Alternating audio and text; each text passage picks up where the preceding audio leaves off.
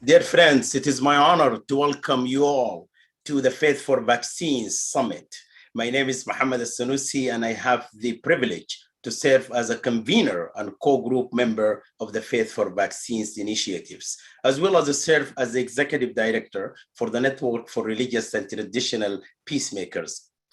Faiths4Vaccines has become the largest multi-faith movement in the United States to support nations' vaccines efforts. Since its establishment on February 3rd, we have maintained a bi-weekly national roundtable, which bring together local and national religious actors to share their experiences and collaborate to advancing equitable distribution. The table has provided a unique opportunity for government officials and medical professionals to engage and collaborate with religious actors to support vaccine distribution. Based on a recent survey conducted by Public Religion Research Institute and the Interfaith Youth Corps, it is clear that our nation will not reach herd immunity without multi-faith collaboration in providing vaccination sites, combating vaccine hesitancy, and pushing for vaccines equity. Engagement by and with religious communities is key to ending the virus and giving us the opportunity to build back better. We know faith communities have already made significant strides to support vaccine distribution. We are currently in the process of surveying all houses of worship in the United States who have opened their doors to serve as vaccination sites. The data has revealed that hundreds of thousands of doses have already been administered in houses of worship. We will release the final number when the survey is completed. In continuing to advance the role of the faith communities, today's summit has become the largest multi-faith gathering to support equitable and far-reaching vaccine distribution. As you know, and as you can see here, there are 100 prominent faith leaders on the screen representing millions of people across the country. In addition to those leaders, you see on the screen, we also have 800 leaders and groups who are watching the webinar. We are also joined by those who are viewing the event through live stream on YouTube, Facebook, and website faithforvaccine.org. Faith4Vaccine leadership has identified various commitments for faith leaders to consider making to help in reaching herd immunity. These commitments will be reiterated throughout the summit and detailed in the closing session. Today, we are simply making firm pledge to explore the specific commitments mentioned that you think most applicable to your congregations or organization. The link to the commitment page will appear several times in the chat. The Faiths4Vaccines initiatives and summit is led by a multi-faith core group comprised of the Network of Religious and Traditional Peacemakers, Sojourners, National Council of Churches, Union for Reform Judaism, National African American Clergy, and the Islamic Medical Association of North America. The core group representative will serve as an active moderator throughout today's summit sessions. Before we begin, I would like to extend my most heartfelt appreciation to the staff and partner who made this event possible, including Jessica and Suraf from the Alliance for Peacebuilding, Dana and her team from the Made to Save, and colleagues my own at the Network for Religious and Traditional Peacemakers, namely Sarah, Jessica, and Rachel. Since the inception of the Faiths4Vaccines, we have been extremely grateful for the close collaboration with the Biden administration in working to support their goal of reaching herd immunity by July 4th. We are delighted today that the President Biden, has sent Mr. Jeff Zients, White House Coronavirus Response Coordinator, to represent the President at today's summit. Mr. Zients has previously addressed a Faiths4Vaccines roundtable, and we are so honored to have him with us today. So, Mr. Zients, the floor is yours. Well, thank you so much, Dr. El-Sunusi. It's my honor to be here, and I want to start by just saying how appreciative we all are, all the tremendous work that you've done to get us to this point, and the tremendous work we know you'll continue to do through this next really important phase. I also want to thank Jim for his leadership as well. It's great to be with all of you today. And as the doctor said, on behalf of President Biden, Vice President Harris, and the entire administration, I want to thank you, Faiths4Vaccines, for your work and your leadership. We are so grateful for what you've done to get people vaccinated and save thousands, tens of thousands of lives across the country. You've come together across your varied religious beliefs to do this work, and I think your coalition is really a symbol of the best of America.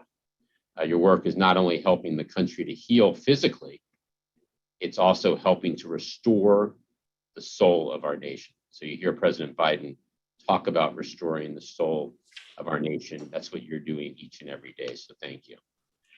And thanks to your tremendous leadership and hard work, we're now at a point where more than half of all adult Americans are now fully vaccinated. So that actually, we hit that milestone yesterday. Half of all adult Americans are now fully vaccinated. Importantly, this includes 75% of seniors are now fully vaccinated. You know, this group of people 65 and older accounted, sadly, for 80% of COVID deaths. So to have 3/4 of seniors fully vaccinated, 85% have received at least their first shot. We've made tremendous progress in protecting that most vulnerable group of seniors. I think it's fair to say that we are further ahead in our fight against the virus than anyone thought we would be at this point. 125 days ago, when the president took office, we were averaging about 185,000 cases per day. Today, we are under 25,000 cases per day. And our partnership is a testament to this progress. Your hard work on the ground to vaccinate your communities has helped curb the spread of the virus. As I said earlier, saved tens of thousands of lives and allowed millions of Americans to begin to return to a closer to normal life. I think the president captured it well last week when he said the light at the end of the tunnel is getting brighter and brighter. But as the doctor said up front, and we all know, there are millions of Americans who still need protection against this virus. And that's why we are all pushing so hard to meet the president's goal of 70% of adult Americans with at least one shot by Independence Day, July 4th. Right now, we're at 62% of adults with one shot, and we've got a little less than 6 weeks to go. This is a very different phase. When we talked earlier, we had mass vaccination sites at stadiums and people who would spend an hour or two in their car to drive to get a shot or stay up all night to find an appointment. This phase is different. This is about person by person, community by community. We need to reach deeper into our communities and double down on meeting people where they are to make sure everyone has an easy and convenient way to get vaccinated. Everyone has the facts they need and the answers to their questions, because there are people who still need to have their questions answered. And who do they turn to? They turn to people in their communities. As faith leaders, you know your communities and you know your communities best. You are trusted messengers and equipped to help people build that very confidence and access vaccines. And we really, really need your help to get that done. So your work has been essential to getting us to 62%. The sprint from 62% to 70% we need even more of your leadership and work in that we're reaching a population that does have questions, that is looking to trusted messengers and faith leaders. We're grateful to Faiths4Vaccines, and so many of this call for being essential members of what's called the COVID-19 Community Corps, which I know many of you are personally involved in. For those of you who are not, I would really encourage you to join the Community Corps. As I know you've all been pushing hard, but I'm asking you to push even harder in this final month. As I said, redouble your commitment to helping people in your community get vaccinated. If your organization is not yet part of COVID-19 Community Corps, please join. It's easy to do. You can visit www.wecandothis.gov. So www.wecandothis.gov. And the membership continues to grow, and we would encourage you, if you're not a member, to join, but also to encourage others in your community to join as well. You will also find resources you can use in your own vaccine education and outreach efforts on the site. If you are not yet connected to your state and local public health departments, please reach out to learn more about how you can partner together and support the vaccine effort in your communities. This is all local at this point. We also have tools to make it as easy as possible for everyone to get vaccinated, and we hope you will use them. Any American in any part of the country can text their zip code to 438-829 to find 3 vaccine sites near them. So 438-829, within 20 or 30 seconds, the text comes back with 3 vaccine locations closest to them that have appointments or walk-ups available. So that's a really powerful tool. For people who prefer to go to websites, there's vaccines.gov. We also have call centers, both in English and Spanish. There's an 800 number there. We'll follow up and get all this information out, but that's 1-800-232-0233, and that's English, Spanish, and more than 150 other languages. Uber and Lyft have really met the call. They will provide free rides to and from vaccine sites through July 4th. So they'll take an individual to a site, they'll return them back to their home or workplace, and then they'll do it for a second shot if a second shot is needed. So that's quite a good service that Lyft and Uber are providing. So I think it's fair to say the bottom line is it's never been easier or more convenient to get vaccinated in America. The vaccines are free for everyone. There are 80,000 vaccine sites across the country. More than 90% of Americans live within 5 miles of one. But 5 miles is still a distance for many, and that's where we need to be helping with transportation and other services. And to make it even more convenient, tens of thousands of vaccine sites, including the vast majority of the more than 40,000 local pharmacies, are offering walk-in vaccinations, so no appointment necessary. For those who want an appointment, there are plenty of appointments available. You can also just walk in. I think the more we work together to spread this good news, the more lives we'll save. There's been a really nice virtuous cycle here as people learn that their brother or sister or their mom or father or their neighbor or their faith leader has been vaccinated. They're much more likely to be vaccinated. So we need to continue to spread the word. And the quicker we get more and more people vaccinated, we'll be able to get back to so many of the things we love to do, including coming together safely in person in our houses of worship. So let me end where I started, which is tremendous progress. You've been at the center of that progress. This next phase is different. It's about access. It's about building confidence through education. It's about equity, which has been front and center throughout, remains front and center for the president and the vice president. And you do all of that. You help people with access. You help build people's confidence. You're focused on equity and ensuring equity and fairness. So if you can answer the call, which you always do, and sort of double down for us and help us through this sprint through July 4th, we would be always appreciative and eternally grateful. So thank you for this opportunity. Thank you for all that you've done. And thank you for all that you will do. It's a real honor to be part of this group. So thank you. Thank you. Thank you so much, Mr. Zentz. And on behalf of Faiths4Vaccines, I would like to thank you for joining us today. On the President's behalf, we appreciate your dedication to advancing the role of faith communities in supporting equitable distribution throughout the nation.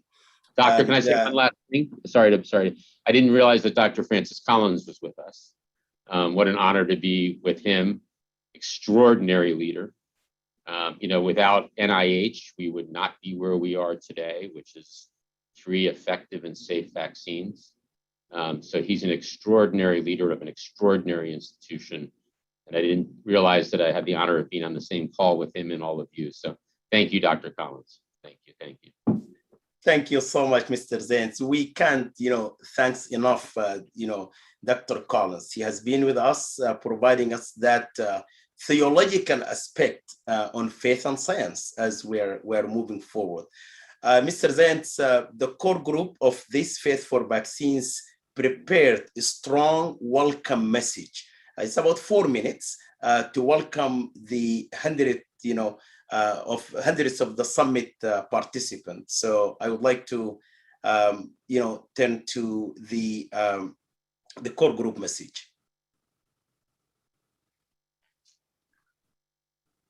Good afternoon, good morning, and welcome to the Faiths4Vaccines National Summit.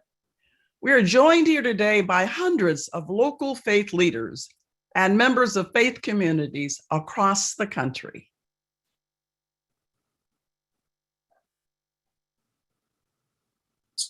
We gather for a common cause and calling, and that is to love thy neighbor, which is now essential to the healing of the nation. For the past year, we have borne witness to the suffering of our neighbors, of our congregations, of our families caused by this virus.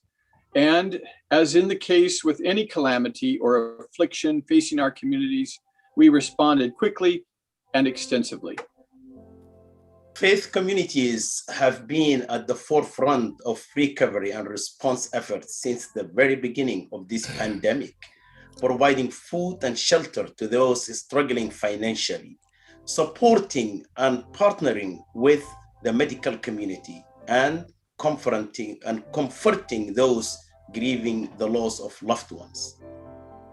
Now, thanks to the entire global community coming together for a singular purpose and incredible innovation of our nation's top scientists, we have a life-saving vaccine with the ability to bring this pandemic to an end. We have been addressing the suffering of our neighbors caused by this virus, but now we have the great capacity to help prevent more suffering. We are inviting people to come to trusted locations with trusted vocations to get vaccinated. Across the country, hundreds of houses of worship are already being utilized as vaccination sites. And faith leaders and faith communities are making great efforts to ensure that every member of their community and congregation has equal access to the vaccine by assisting members in making vaccine appointments and ensuring they have the transportation to get there. As trusted messengers, faith leaders are providing their congregation with accurate information about the benefits, safety, side effects, and effectiveness of the vaccine, publicly getting vaccinated to build confidence in the vaccine, organizing vaccine information sessions for their community, and talking to their congregations about getting vaccinated. All of our faith traditions teach us the importance of loving thy neighbor. From love of God and love of neighbor, we have been called to advance the common good and make every effort to bring this pandemic to an end. It is the overwhelming response of the faith community to support equitable and far-reaching vaccine distribution that inspired the formation of Faiths4Vaccines. Faiths4Vaccines has now grown into an inclusive, multi-faith movement comprised of local and national leaders, as well as medical professionals who are working together to identify and resolve current gaps in vaccination, mobilization, outreach, and uptake. Your efforts, the efforts of the faith community to support vaccination efforts have been vast and comprehensive, both inside and outside the walls of our individual houses of worship. Both fulfill our religious commitment to heal with equity and justice. But we cannot defeat this virus domestically or internationally until all have access to the protection offered by the vaccine. So today we gather as the largest multi-faith convening to support equitable and far-reaching vaccine distribution in the United States. And we are here today because we want to help provide you and your communities, organizations with the information and the resources to help you reach the most vulnerable and hard to reach. Faith is both transcendent and local, and we together are taking our incarnational faith locally to finish this job. So please join us. Together, we can ensure that all our neighbors receive the life-saving COVID-19 vaccine and that no community gets left behind. Over the next several hours, you will hear the testimonies from faith leaders at the forefront of these efforts across the country and learn from medical professionals and public health experts how your faith communities can get involved.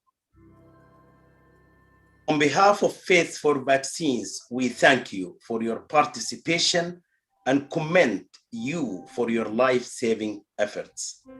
It's now my pleasure to introduce Reverend Jim Wallace, Faiths4Vaccines core group member, for the next session. Jim. I want to also offer my thanks to the White House for collaboration in all of this from the beginning.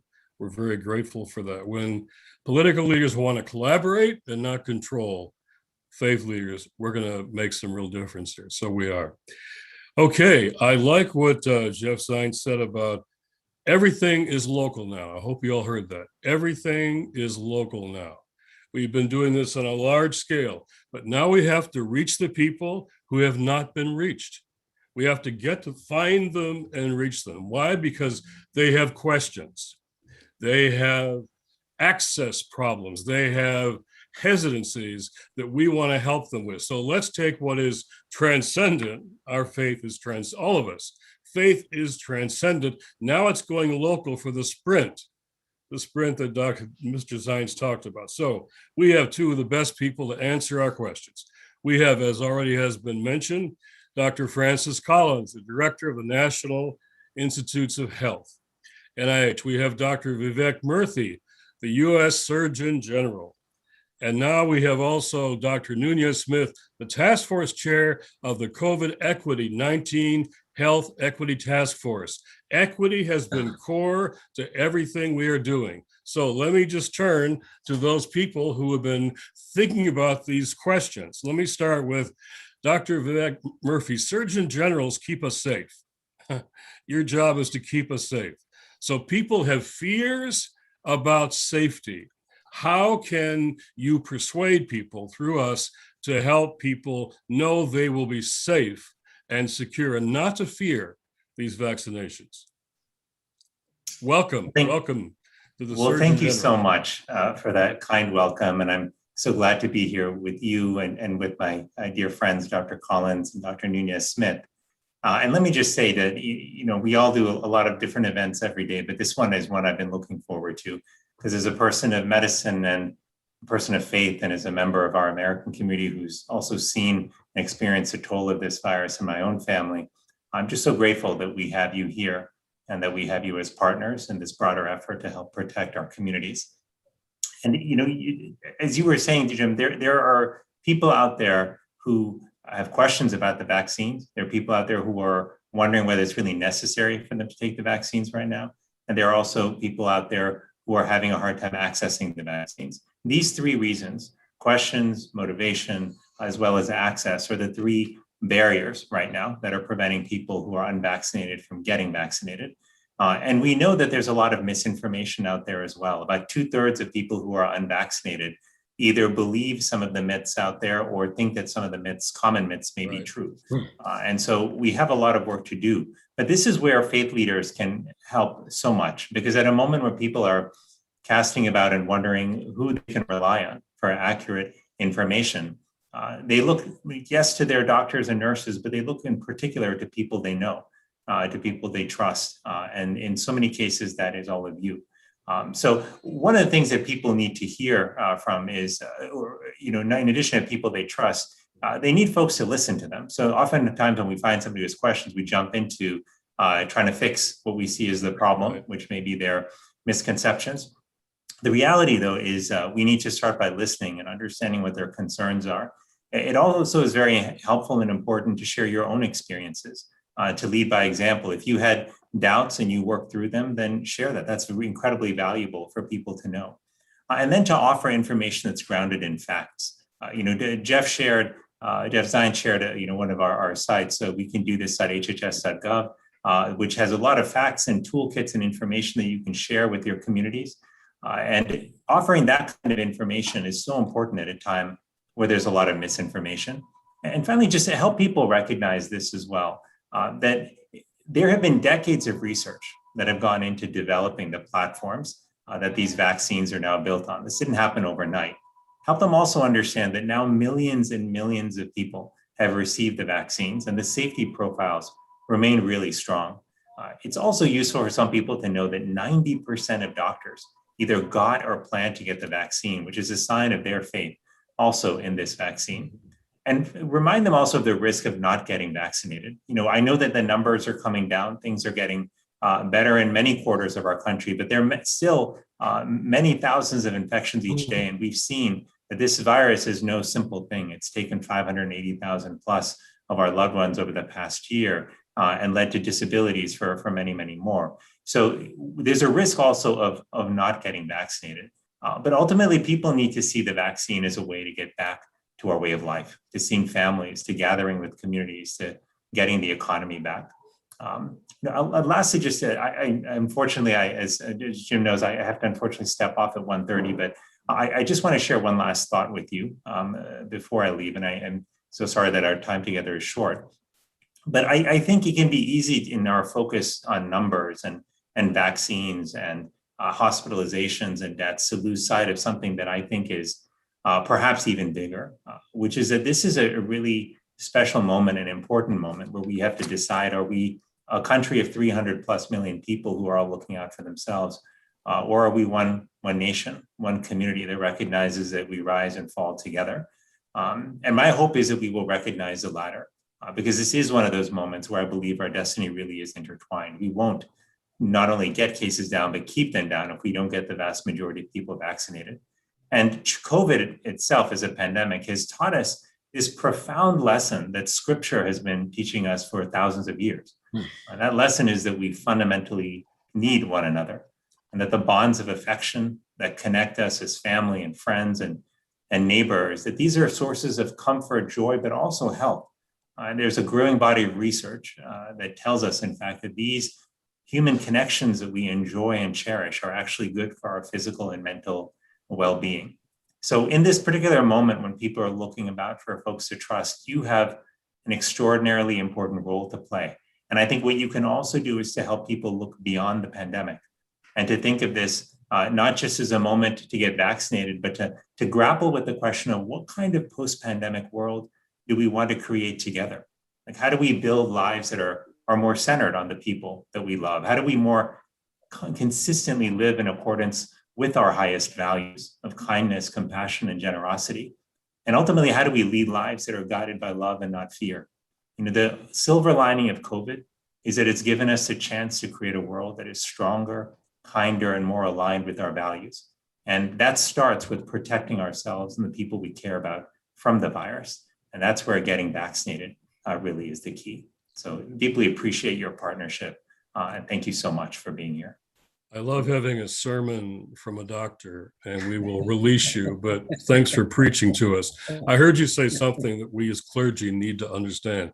Clergy should start by listening and not talking, listening to people's questions. We always talk first. We should listen here. Second, it's a good time for clergy to get closer to doctors. I mean, what if clergy all over the country got closer to doctors? You said people trust their doctors. So how do we as clergy combine that trust, clergy and doctors? And three, you went to scripture, which I love to hear. And you really gave us a wonderful example of what Dr. King, our mentor of us all, called the beloved community. This is time to reestablish the beloved community. We will rise and fall together. And I'm glad you came to scripture at the end. So doctor, we all want you to be our doctor, and we're glad you're the nation's doctor. So thank you for joining us today. Now go on with healing the rest of your country, and we'll continue. I appreciate that. Thank you so much.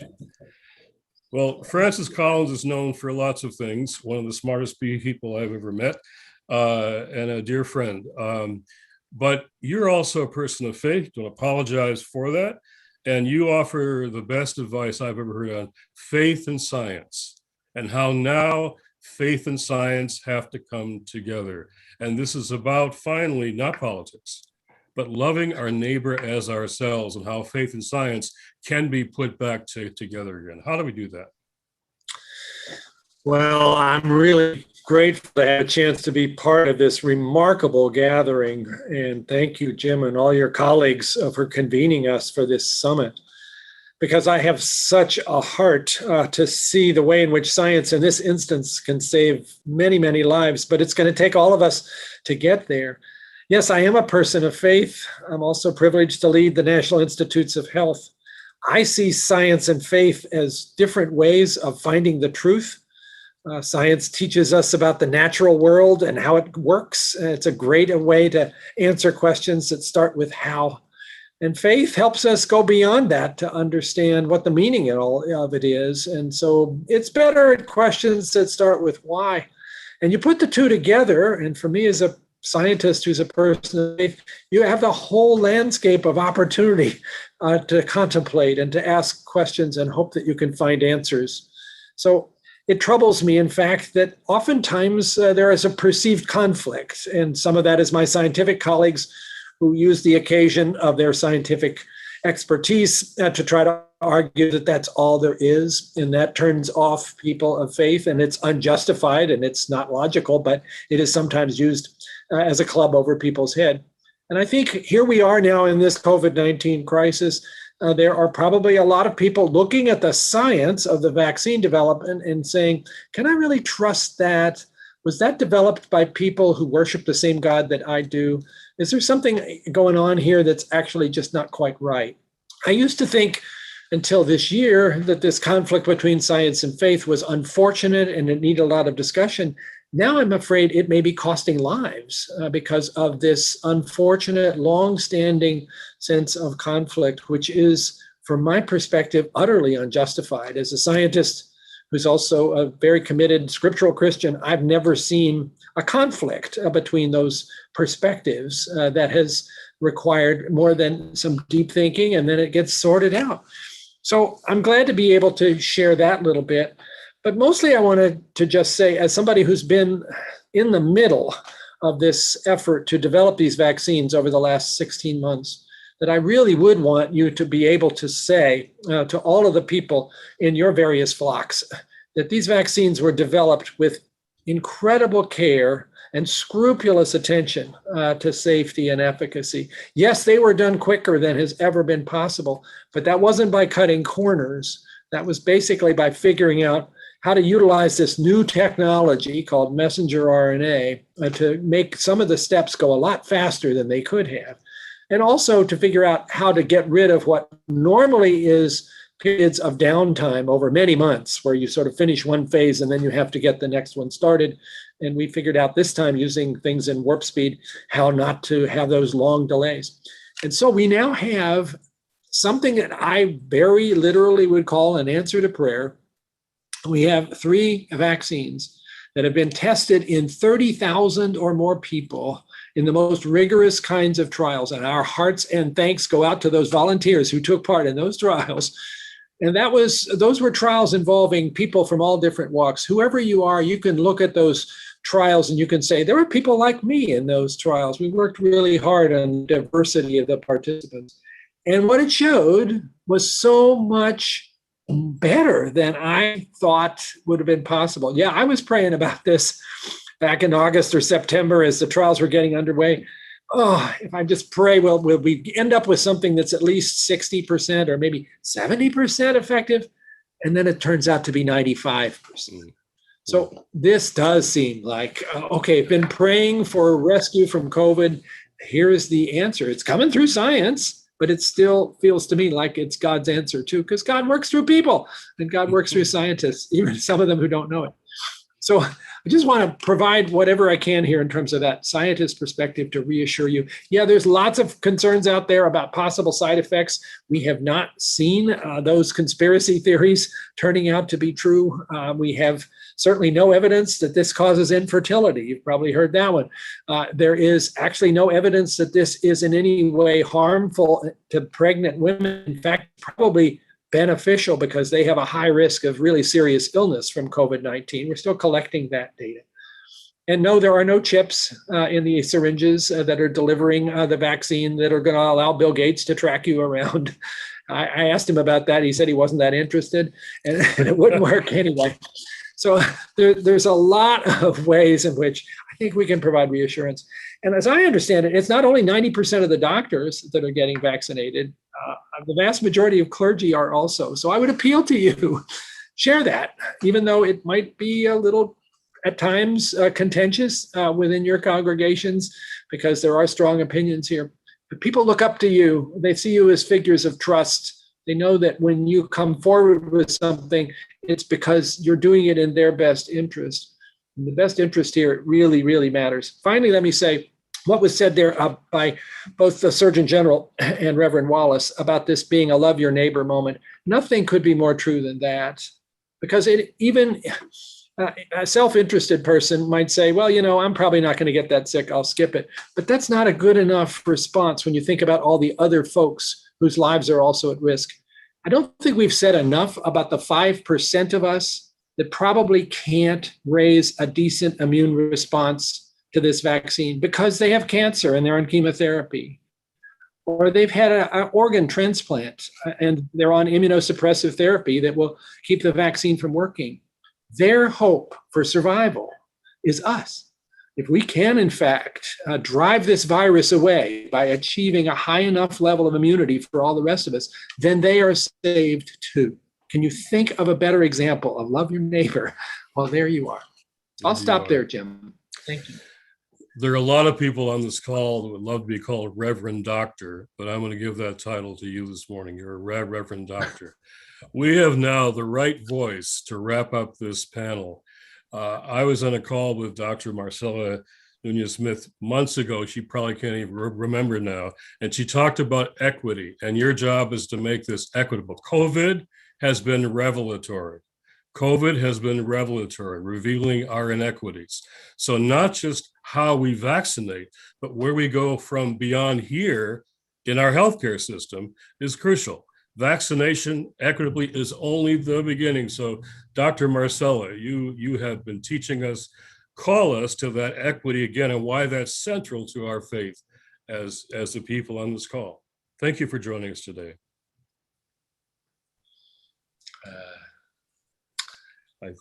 She needs to be unmuted. Oh, there we go.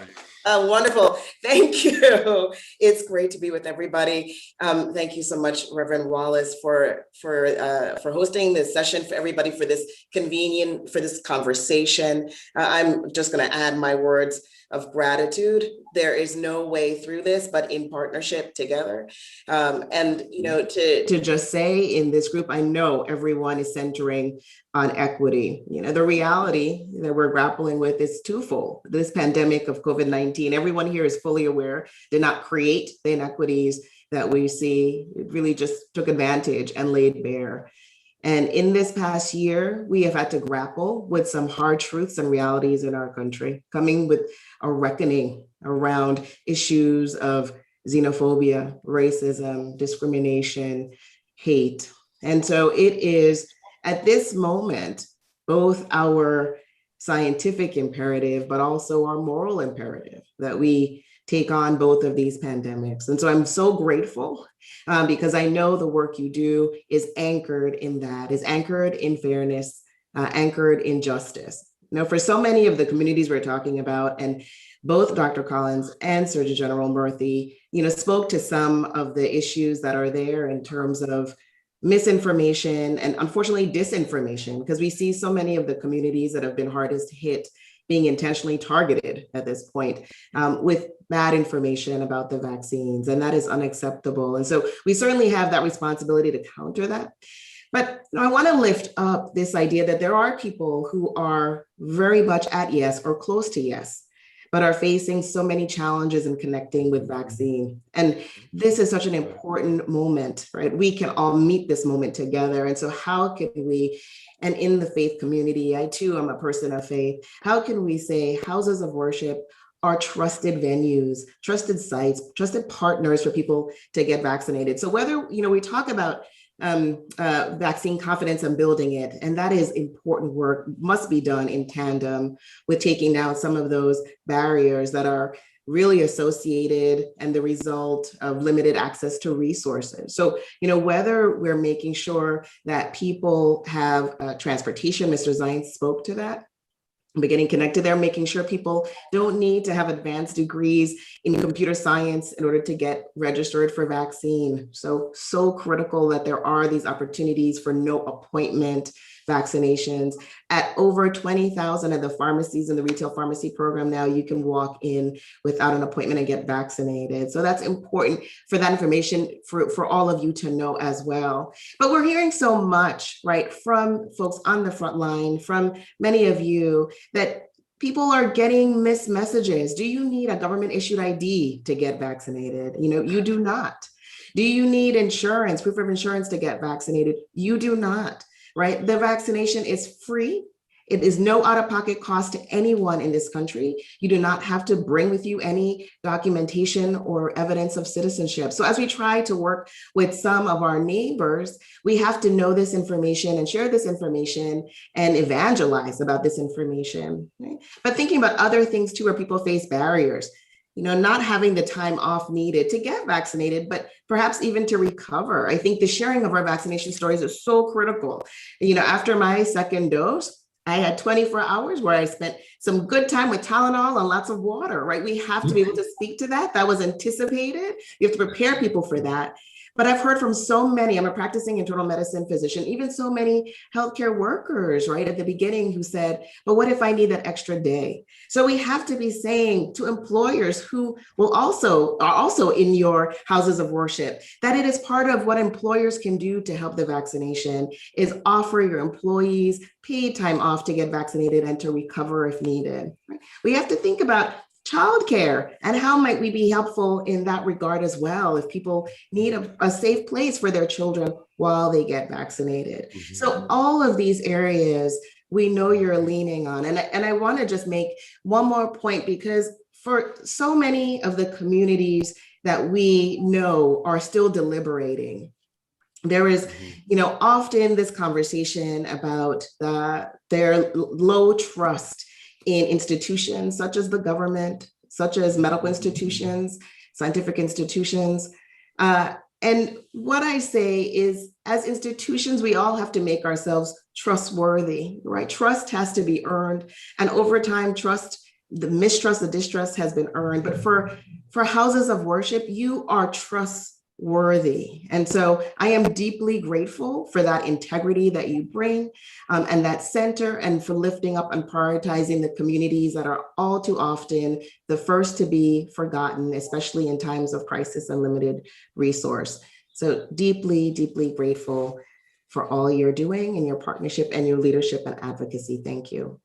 Well, you called us to evangelize this information, and that'll make us more trustworthy. So If we were in a room, we'd all stand up and give the three docs a standing ovation. Instead of that, let's just clap our hands and raise our hands and thank you all very much.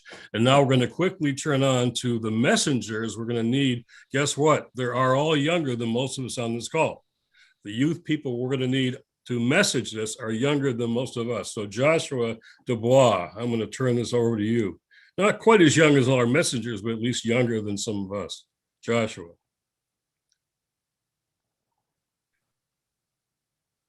Okay, now I am unmuted. I do not know how, with all of these gray hairs on my head, I somehow got booked for this youth panel, but I appreciate it nonetheless. It's so good to see so many friends on the line.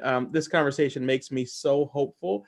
We have had a tough year and a half in this country, but we can see this light at the end of the tunnel. And part of the reason we're seeing this light is because we're all coming together from different diverse communities and saying, you know what, let's focus not on what divides us, but on what unites us, and let's save lives. And so this is really a life-saving and life-giving conversation. And one of the reasons I'm most hopeful is because of the young people, including some of the folks that are joining for this part of the dialogue. You know, we hear so much about vaccine hesitancy among our youth, but there's another side of this coin, which is the young people that are standing in the gap for others, that are engaging their communities and their friends and their congregations, and really making change in their spaces. And that's what this youth panel is all about. Youth on the front lines, how youth are contributing to COVID-19 vaccine efforts. You know, young people are healthcare workers, they're innovators, they're communicators, online and offline, and they're really, really stepping up in some powerful ways. We're going to hear directly from them. And we have some wonderful folks joining us. If you wouldn't mind turning on your cameras, we have Liana Friedman. She's the National Social Action Vice President for NIFTY, the Reformed Jewish Youth Movement. She's from Irvine, California. She's been working as an Orange County vaccine site support staff since January 2021. She's also an undergrad student at the George Washington University studying human services and social justice. So delighted to have Liana on the line. We have Mikhail Martinez-Jaca, who's an Adams Interfaith volunteer. He's also an Eagle Scout from the Adams Mosque Scout BSA Troop 2019. He's volunteered for 15 years in interfaith work and civil rights work, civic engagement, and more. Mikhail, so grateful for you joining us. We have Asia Nicholson from the First Baptist Church of Glenarden, the young adult ministry there. She's an actress and a dancer, a documentary filmmaker. I love the titles of some of her films, including Working on Behalf of Kids and Education and Faces of a Redacted Diaspora. Both of them explore systemic racism in different ways. And so, Asia, we're so delighted to have you with us. And Tahil Sharma, the regional coordinator for North America for the United Religions Initiative. Tahil actually got involved in the interfaith movement in 2012 following the Oak Creek Gurdwara shooting in Wisconsin. And he serves as an interfaith minister in residence for the Episcopal Diocese of Los Angeles and a board member for Sadhana, a coalition of progressive Hindus. And so delighted to have you all with us. And we'd love to hear about how you are working for vaccine access in your own spaces and ways among young people. So Liana, maybe we'll start with you. That sounds great. So like you said, I've been working at a county vaccination site since January 2021. That was actually the month that we opened all of our super pods, is what they call them, mass vaccination sites, where we vaccinate up to 3,000 people a day at this pod. Some of them do even more. One of our pods does about 6,000 a day. So really cranking out those numbers and trying to get everyone in our community vaccinated. And my job here consists of checking patients into the clinic, getting people registered on our online county vaccination site, and ensuring patients have a smooth and comfortable experience receiving their vaccines. I'm the very first person, along with my colleagues, that people talk to when they enter this vaccination site. So it's my job to prepare them for what's about to happen and to make sure that the rest of their journey through the site is comfortable and accessible. And I think that as a person of faith and as a person leading a movement of faith, this job has really connected me with individuals. I am very used to speaking to large groups of people, and trying to affect change more systemically. But I think that this has been a really valuable experience in listening and communicating and really understanding the needs and the desires of our patients. I've had plenty of patients come in and, they at the very last step are like, never mind, don't want to do it. And at that point, you have a decision to make. You can either just, let them walk away, or you can have a conversation about it. And I think what I've learned is that it's really important to have those conversations and to make people feel comfortable and to do everything you can on a one-on-one level, because that's how you're going to convince people. And, in the last panel, they were talking about trustworthiness. If you can create a connection with someone and create some trustworthiness, it really goes a long way, and it can help, those 3,000 people in a day go a lot more efficiently and a lot more smoothly if that one person at the front of the line decides to get their vaccination.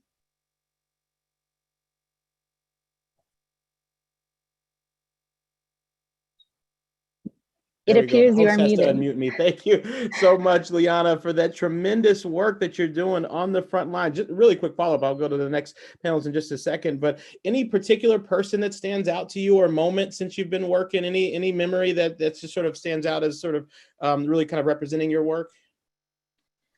Yeah, I think in the past few weeks, I work at a Pfizer vaccination site, so we've opened up to 12-year-olds and up. And so really communicating with parents and their children has been a super impactful experience. They were talking about equity in the last panel, and I think that experience with some of those younger kids really shows how, asking for the right things and communicating in the right way to the right people really can make one person's experience a lot smoother. And not every person has the same experience or needs the same things. 12-year-olds often don't have a government issued ID. And at my site, we have to check for their birthdays. And so if they don't bring a passport with them or something similar, it's hard to communicate how we can check their birthdays and why that's necessary. And I think actually being a young person and recently out of high school has really helped me communicate with those kids and their parents. And I have taught my colleagues as well, how to get their birthdays from the online school sites that they're on, and those kinds of things. So really catering to the experience of that group has been a unique challenge. And I have been really grateful to be a part of figuring out how to make it successful for everyone involved. That's phenomenal. It's going to be needed even more as we, move towards back to school, and as we sort of expand vaccine access among young people talking to other young people about the vaccine. That's phenomenal. Mikhail, I'd love to go over to you. How are you working for vaccine access? Thank you. Hello, everyone. Thank you again to everyone hosting this event and the Interfaith Coalition working to vaccinate everyone. So again, my name is Mikhail. So over the past couple months, myself and other scouts from the Adams Center have been co-sponsoring and volunteering at vaccination days at different places of worship around Loudoun County and Northern Virginia. We've worked with Pastor Michelle Thomas, who I believe is on the call as well, president of the Loudoun NAACP, and we volunteered at vaccination days at historically Black churches as well to help with spreading vaccine equity. And then her organization, Loudoun Freedom Center, and the NAACP also co-sponsored our mosque's vaccination days, where we vaccinated 2,000 people in one day. And then just last week, 250 youth from 12 to 16. So I believe that it's really important, as that was mentioned before, having the youth on the forefront of spreading the news and the word about vaccines, and then also there at the vaccination days, as that'll help show the youth getting vaccinated that their peers understand the need to be vaccinated. One thing that specifically stands out to me is in the Holy Quran, the Muslim holy book, God says, if you save one life, it is as if you have saved the life of all of humanity. And to me, that's especially true now, because by getting vaccinated, you're not just keeping yourself safe, you're keeping your family safe, your parents, your grandparents, cousins, aunts, uncles, everyone in the community, because you're keeping yourself from transmitting that virus. So it's really an amazing opportunity to put that into action about acting for our community and serving our community and saving that one life that can then save everyone by reducing transmission by getting vaccinated. And one great example, I think, that one of the vaccination days at our mosque where we vaccinate 2,000 people, there was one lady that showed up. She hadn't been able to register as the registrations were filled, but she was leaving to India on a flight to India in the next day. And as most of us probably know, unfortunately, the situation in India with coronavirus is not going as well. And we were all, the registrations were all filled out on vaccines, but we brought her into the vaccination site and tried to talk through different possibilities and ways to get her vaccinated. And one person stepped up, someone that didn't know her at all, and said, I'm still going to be here. I'll look for a different vaccination date. You can have my vaccine. That way you're vaccinated before you go travel, before you have to go back to India. And she got her vaccine that day and left, thankfully protected from the coronavirus, to India, and doing way better than if she hadn't gotten the vaccine. So that's really an example of a selfless act that can spread health and, thankfully, well-being throughout the community and internationally, just one small thing. So it's definitely important to keep everyone in mind, to know that we have the power to save thousands of people, hundreds of thousands of people, and to do our best to get all our peers vaccinated and to show we trust the science and we want to take care of everyone. That's really, the coalition is so important. That's phenomenal, Mikhail. Friends, mark my words. Remember this young man's name, because he will be leading in some powerful space. This is my first time meeting of Mikhail, of course, but you exude leadership, brother. And wherever you lead, I promise you, I'm sure others will follow. So grateful for you and the work that you're doing in partnership with other communities there in Northern Virginia. Asia, so glad that you're on the line. We'd love to know about your work with the First Baptist Church of Glenarden. Hello, everyone. So, well, I'll start by saying I wasn't actually pro-vaccine to begin with because of my knowledge about just kind of the US's history with Black people and experimenting on Black people and all that. And they weren't really being super coddling about it. It was just kind of like, get the vaccine. So I was like, no. But I think that once I, was in prayer, and when I would talk to other faith leaders, and when I saw that my Pastor John K. Jenkins, was promoting it, I was like, all right, maybe I should actually pray about it and not just be so anti-vaccine. And one day I got a confirmation email, and my mom had signed us all up. She was the most anti-vaccine. And so seeing her kind of pray and say that, I want to be able to see our family. I want to be able to see my dad. I want to be able to see yada, yada, yada. It was just it was really exciting to see okay, people's hearts can change. And one thing that I did once I started telling my friends I was getting the vaccine was genuinely listen to their stories about why they were worried about the vaccine in the first place. Because, as believers, I think that what we're taught to do is listen to people. Jesus, he didn't immediately just be you're about to go to hell. He was like, no, I'm gonna listen to you. I'm gonna love you. I'm gonna be your friend, And so I was like, all right, well, I can do the same thing. If people are genuinely afraid of this vaccine, I'm not about to bully them into getting it, because I'm not about to be bullied into getting it. And so I think that something that helped me was just remembering, if I'm called to love, then that means loving someone through their genuine, timidness of just getting this vaccine and their genuine fear of what could happen, and being honest about the side effects. I was knocked down for a day. I had to take medicine. That's okay. If I could drink 7-Eleven coffee every day, surely I'll be fine with this vaccine in my system. And so just being honest and not demonizing people who don't want to get it, because you don't know why they might think that way. You don't know what other they might be dealing with a sickness that might not they might not think works with the vaccine, and no one is taking the time to sit with them long enough to even hear about what they're going through.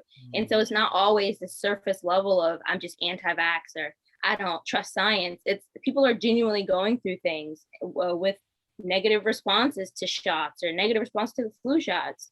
And I think that if we just sit long enough with people, like what Liana was saying, what Mikhail was saying, just sitting long enough with people to hear them and to talk to them and to love one another, like genuinely love one another and allow it to look like action, then I think that we could actually make these slow and steady steps. And I trust that God will protect us, even if we're not like all vaccinated, because I believe that it'll just carry over, because the faith of knowing that God is gonna get us through it all.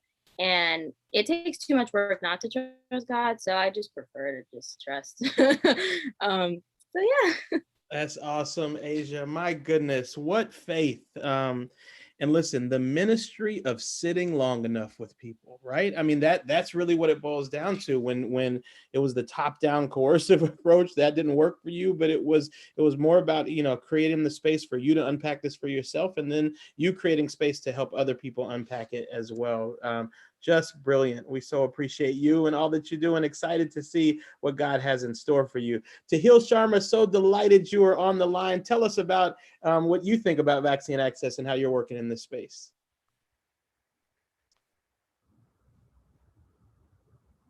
I know I saw Tahil. You may have to unmute. I see him. Can you hear me now? Yeah, we got you now. Yep. I just wanted to start off by saying that, Josh, particularly to the point that you made about the gray hairs, since I sit at the cusp of being a young person, I do have some gray hair, so I don't want you to feel alone. Welcome to the club, brother. We're glad you're here. But I think, as many of the amazing folks that have spoken before me, especially on this panel, it's become very clear that the work to support vaccinations in our community starts from the home. And I'll certainly say that the litmus test for figuring out your patience and ability to be able to push down misinformation comes from connecting with family and friends who are constantly, sharing things like, I remember the first meme my mom had gotten that said that if you eat more garlic, you can fight COVID-19 and not actually contract it.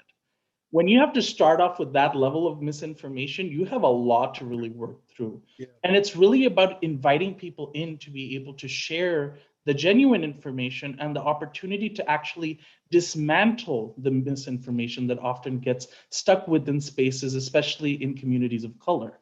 And those kinds of conversations sort of continue because of the circumstances we keep witnessing when it comes to the politicizing of the coronavirus pandemic and our inability to be able to look at this as a genuine public health issue. So a lot of my exchanges have been very personal in making sure that people understand, why are you believing the things that you are? Where have you sourced that information? And how are we able to take steps together to really see how this vaccine will really make a difference in our communities?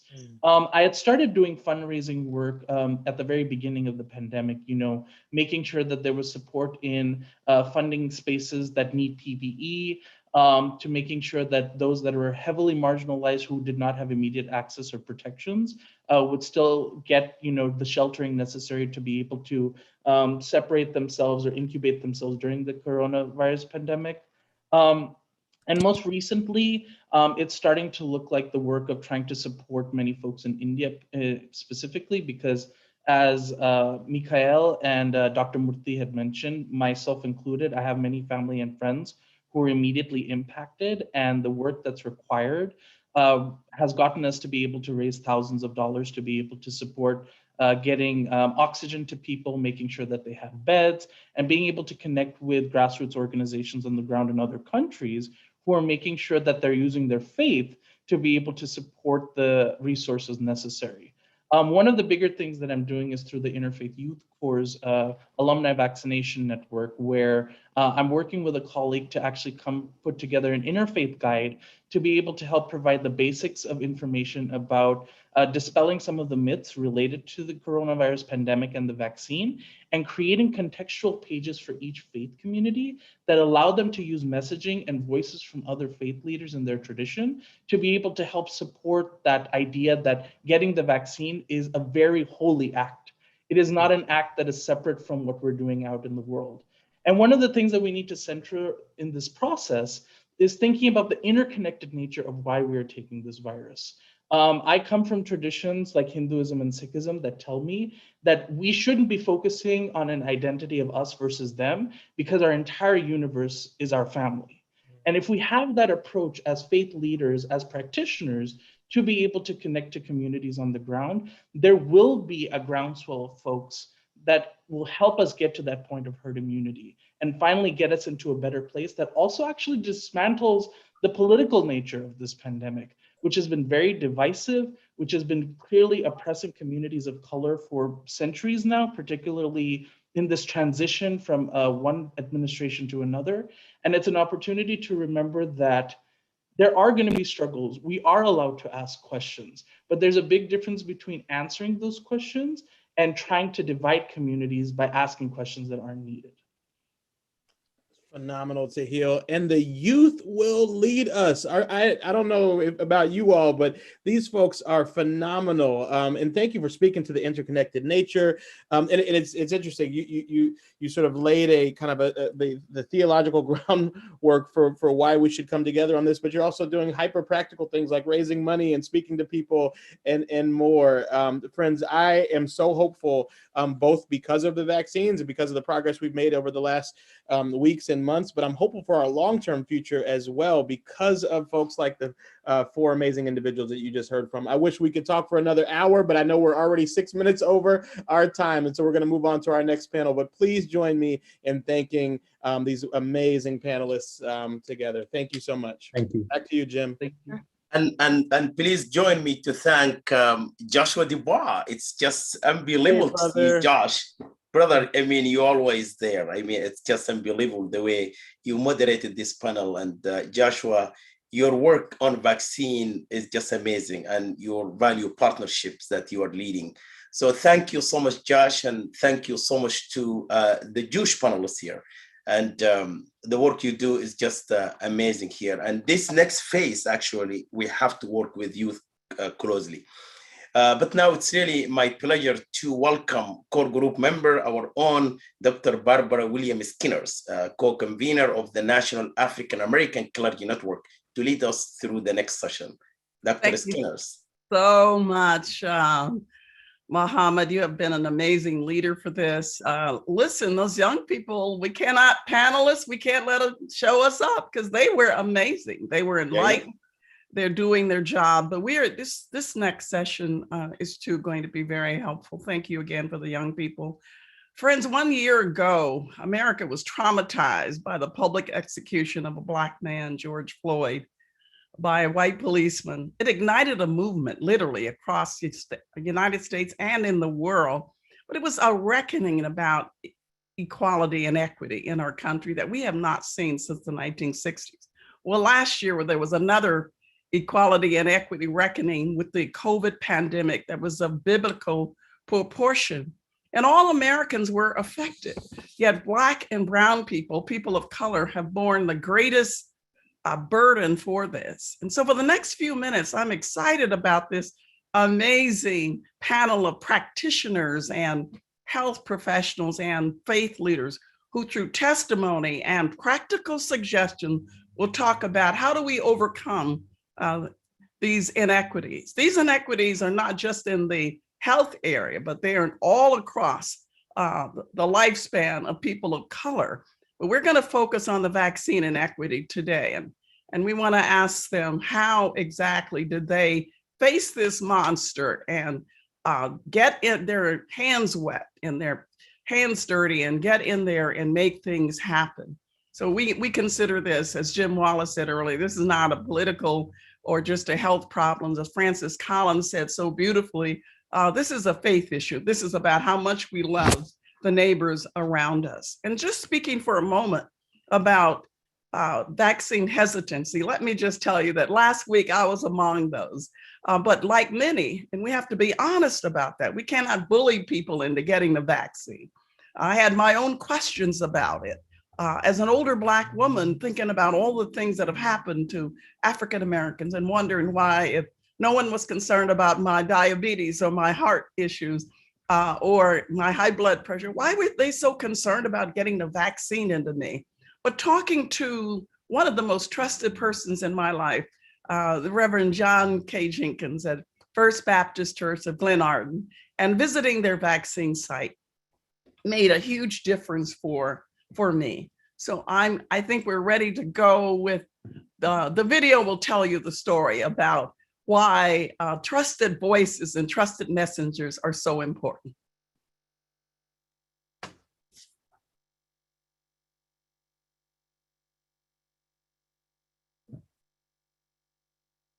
Hi, I'm Dr. Barbara Williams Skinner, president of Skinner Leadership Institute. I'm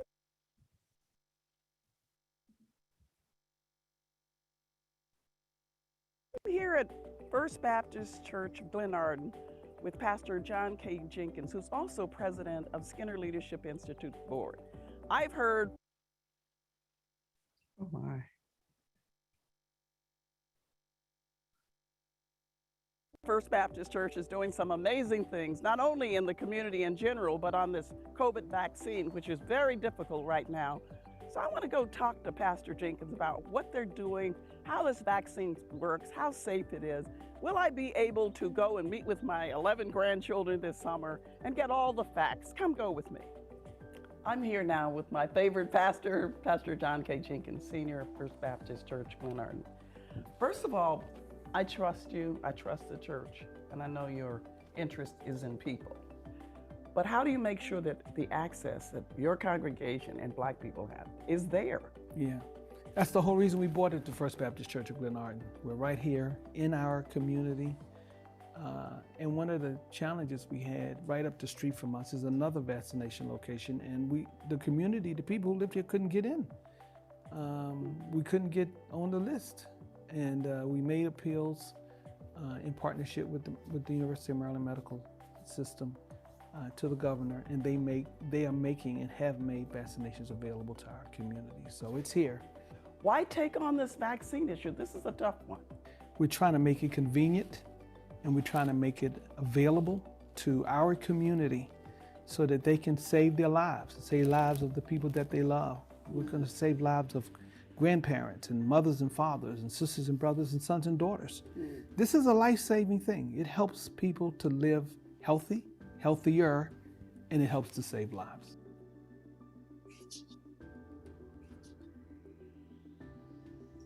Well, that is really what this message and what this segment is really all about, and that is how do we save lives and create the equity. And I am so grateful to bring on one of the most trusted voices in America, one of the most trusted persons that I know to speak about vaccine equity, and that is Bishop Vashti Murphy McKenzie. She's the first woman to become a bishop in the AME Church, but she's also just a voice around America for what it means to break down walls and barriers. Bishop Murphy McKenzie has also been a voice for women of all backgrounds, and women who are poor, as well as women who are working and struggling. So Bishop Murphy McKenzie has dropped out of an AME conference, which do not do, which is really against the rules. We won't tell. But talk to us, please, about how do we get past these equity barriers? How did you all do that? What are some tips you can give to pastors and faith leaders around the country? Well, Dr. Barbara Williams Skinner and everyone who's joining us on the line, understand that this is a very unusual time, an unusual season. We have never been in this position before. We have never had to do certain things before. Innovations and others have been rushed at us, and we had to make the adjustments necessary to keep the people alive. And that's the deal. How can we best keep people alive? This is not new for faith congregations.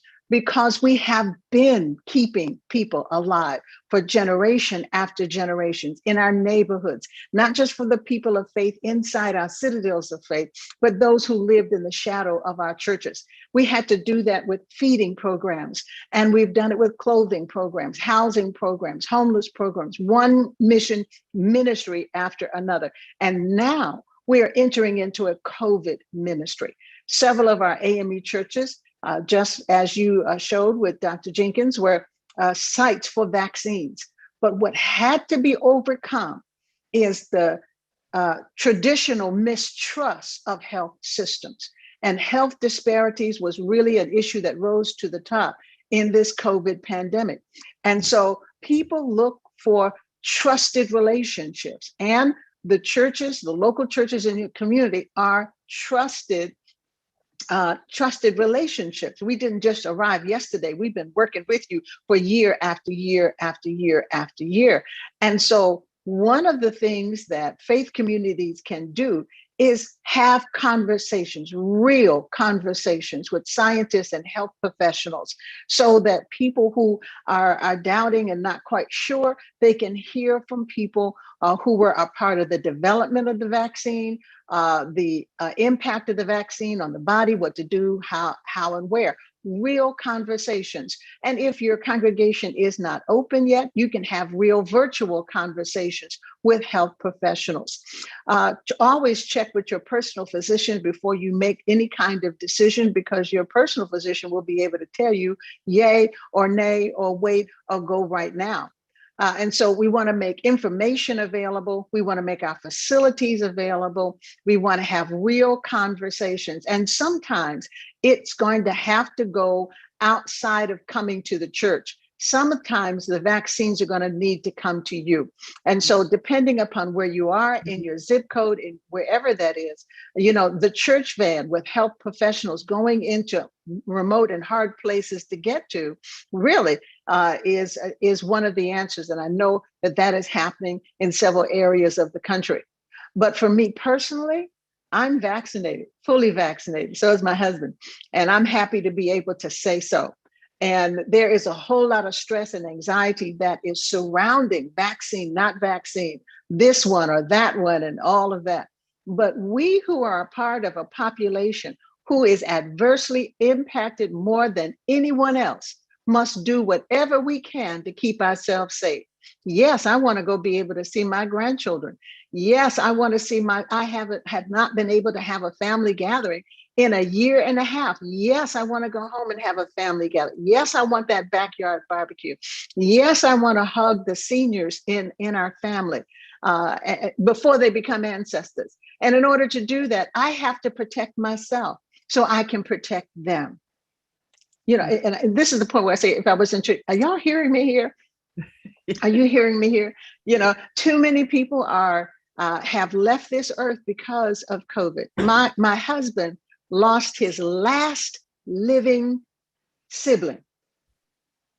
2 weeks from diagnosis. Hello, you have COVID, 2 weeks, gone.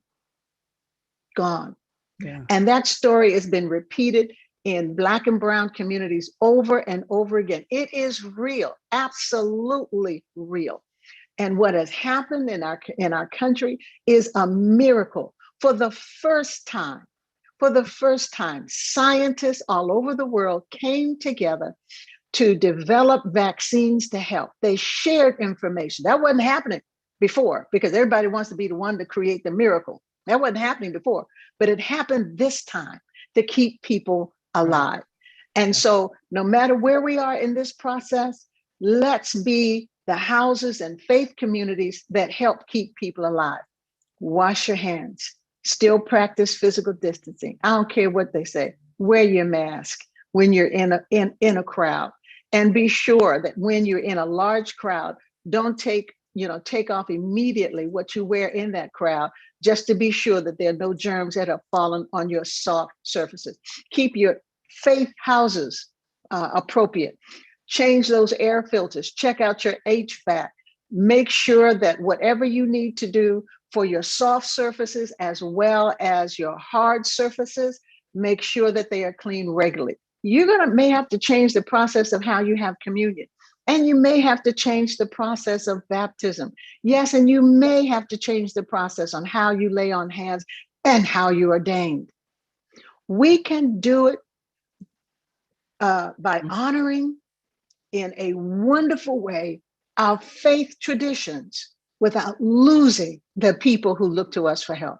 We can do this, pastor, evangelist, preacher. Thank you so much. And by the way, I not only went into that church with Pastor Jenkins, I got my first shot. All right. All right. Okay, thank you so much. Bless you for being with us and giving us your wisdom. And now we're going to go on to other testimonies of amazing warriors in the community for justice, and not just in vaccine area, but all over. But to the point, we are talking right now to several Reverend Dr. Kenneth Curry, who is really the Washington Vaccine Center at Pennsylvania Avenue Baptist Church. We're going to talk to him about this. We're going to talk to Reverend Dr. Brenda Gurton Mitchell, who is the project director for the Conference of National Black Churches. All of the denominations are connected to that body, and they have a Trusted Voices, Trusted Content, Trusted Spaces project going on now with thousands of churches around the country.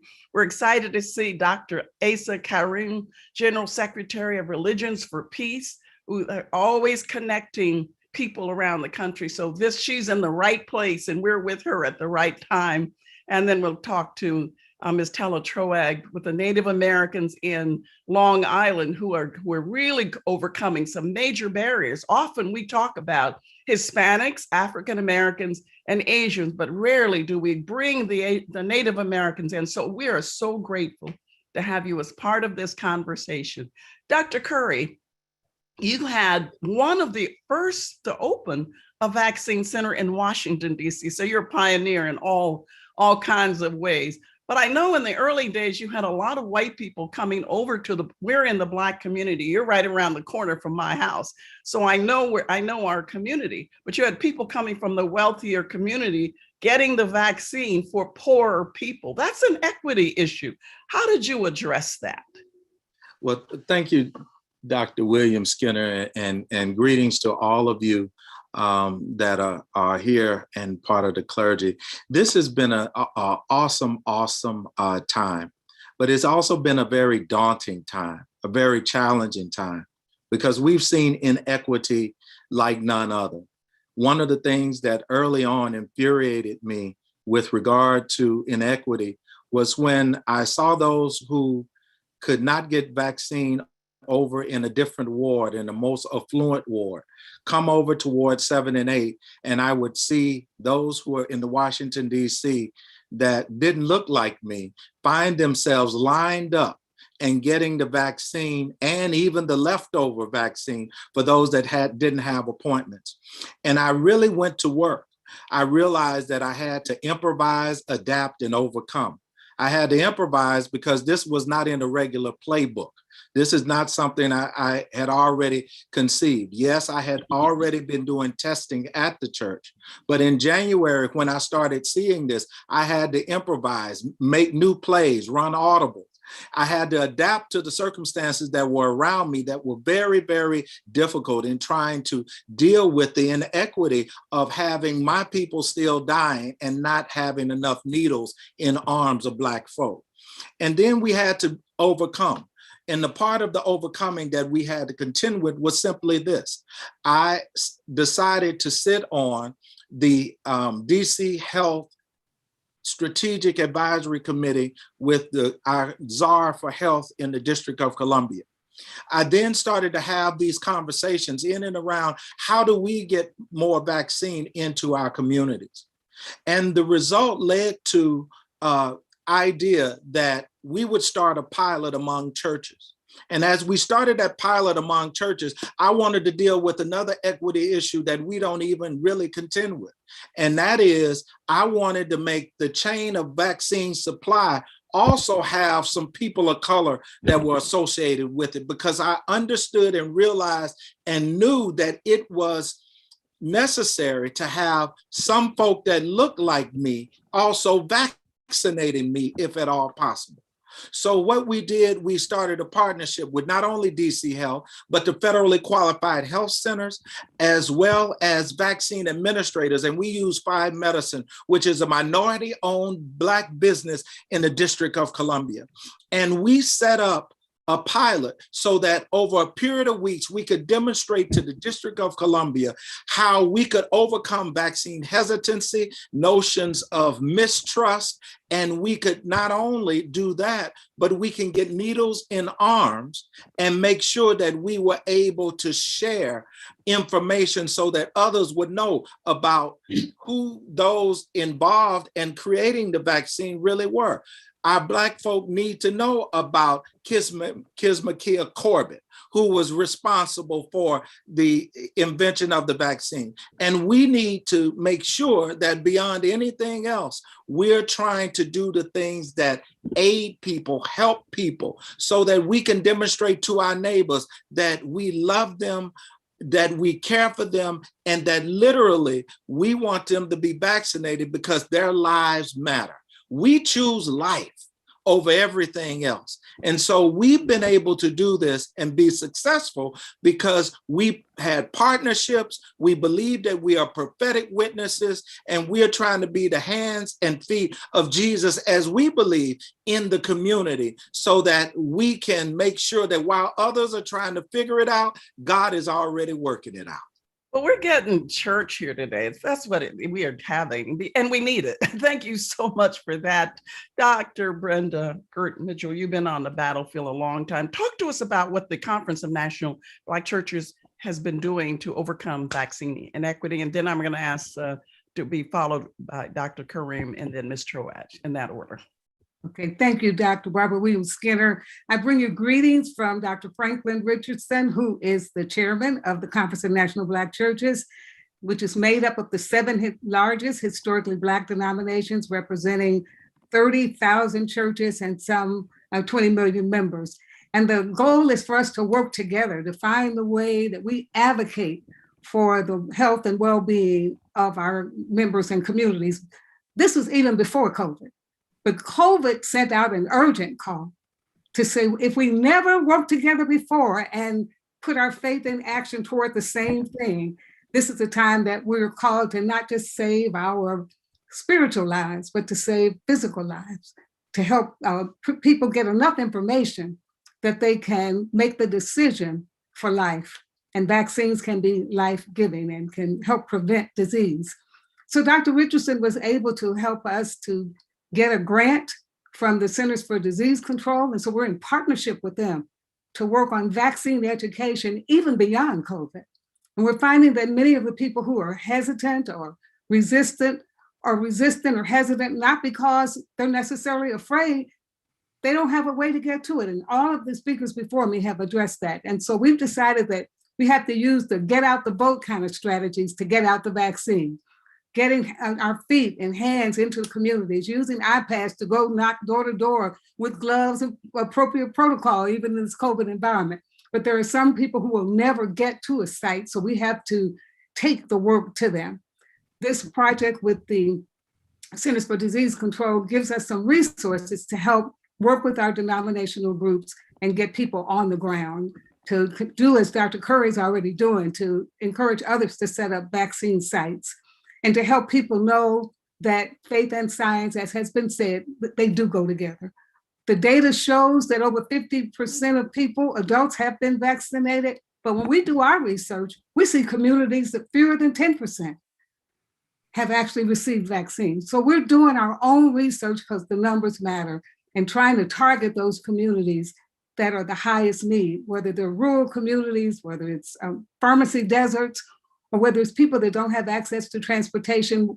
Once we find out where people are, then our churches are able to help us to be the hands and feet of God and take the vaccine education and access to people.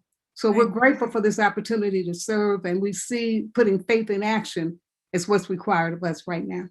Go right to the people, take the issue, take the medicine, take the resources. That's what Jesus did, that's what you are doing. And Dr. Skinner, I want to just add one point in case you were not familiar with this. There's some research that was recently released from the Public Religion Research Institute that says of people who say that they have a faith tradition, even one contact that's faith-based about vaccine education has helped increase vaccine acceptance. And so if you worry about whether your voice matters, it matters. We need to speak up. Thank you for that. Dr. Karem, thank you for being with us. Thank you for having me, and thank you very much. I wish to especially pay tribute to you, Dr. Barbara. I know that you've been doing some remarkable work. And I know this from my brother, Dr. Mohamed Sanusi, who has been stewarding this enterprise from the get-go, immediately saw a very critical, life-saving niche area and embarked on the radical inclusivity that is so much an element of all our faith traditions to ensure that there's a broad inclusive community. I want to also acknowledge the fact that the person who should have been here is Dr. Taranjit Singh, who represents Religions for Peace in the United States, who together with an esteemed board, which is inclusive of so many of you, has been stewarding the multi-religious advocacy and action work. And I wish to pay tribute to him and to Religions for Peace USA. I am honored to be in your midst. I learned so much, and I feel completely like a young student in the first day of kindergarten who's just looking around with awe and listening to each and every one of you. I think the work that I'm particularly challenged by is how to take your wisdom, your experiences, and your expertise and continue to share them and to benefit from feedback from the rest of the world, because Religions for Peace International serves 90 different interreligious councils around the world. And this issue of vaccine equity is very, very relevant, as it is here in the United States to the various communities, ethnic, religious, racial, gendered, etc. It is equally, and if not more so, because at least here there are vaccines. There are other parts of the world where they don't even know when they're ever going to get some vaccines. And if they get a little bit, they don't know what to do with a little bit because they got plenty of need. So very much paying deep attention to every piece of wisdom that is being said by young and older. I was very inspired by the panel so far. A couple of things that very much translated into my mind, because one of the things Religions for Peace did was set up a multi-religious humanitarian fund. When we realized that religious organizations, religious institutions are stepping up to the plate along the lines of what Dr. Kendrick Curry and many others have been saying, didn't get much of a choice. It was an absolute have to do this, so therefore have to serve. So in a sense, it seems that so many of the religious leaders have become almost overnight humanitarian service providers, almost overnight. And this is a remarkable lesson learned in the agility, the flexibility, but also the necessity, the kind of skills needed by religious leaders and actors today that were not imagined or anticipated or indeed looked up to by the rest of the so-called secular community. Humanitarian work is seen as a secular enterprise. Well, guess what?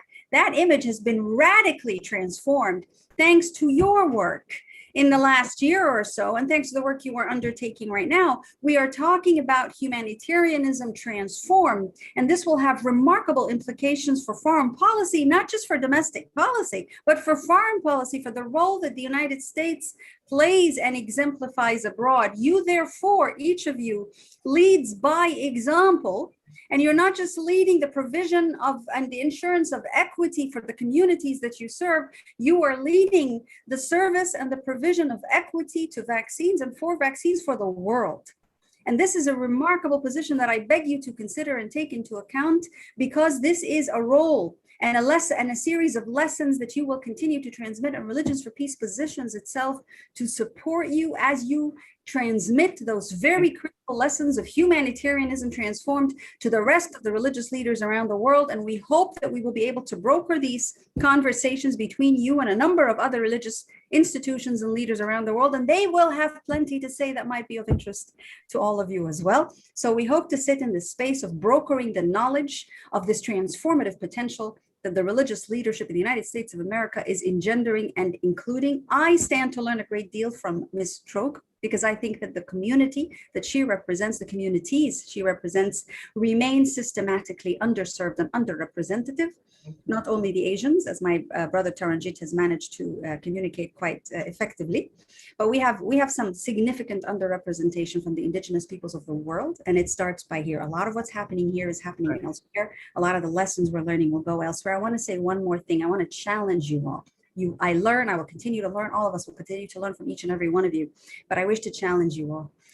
I wish to see you work together more, serve, to teach us how to serve together. Thank you. Thank you. You've taken us global. We're not just United States. This virus is not contained in the borders. Thank you for bringing that perspective. And now the attorney who's going to bring us another perspective, Ms. Tala Troeg, Shinnecock Nation Warriors for the Sunrise. When I talked to her, I said, tell me what is so unique about what you're doing. She says they are, as Native Americans in the eastern part of Long Island, breaking down barriers that we don't even understand. They're not even mentioned with people of color most of the time. They are not even at the table. And thank you so much for not letting that be a barrier to your being here. Share with us how you're breaking down these walls.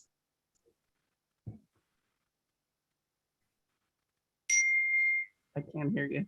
You're on mute. Yes, ma'am.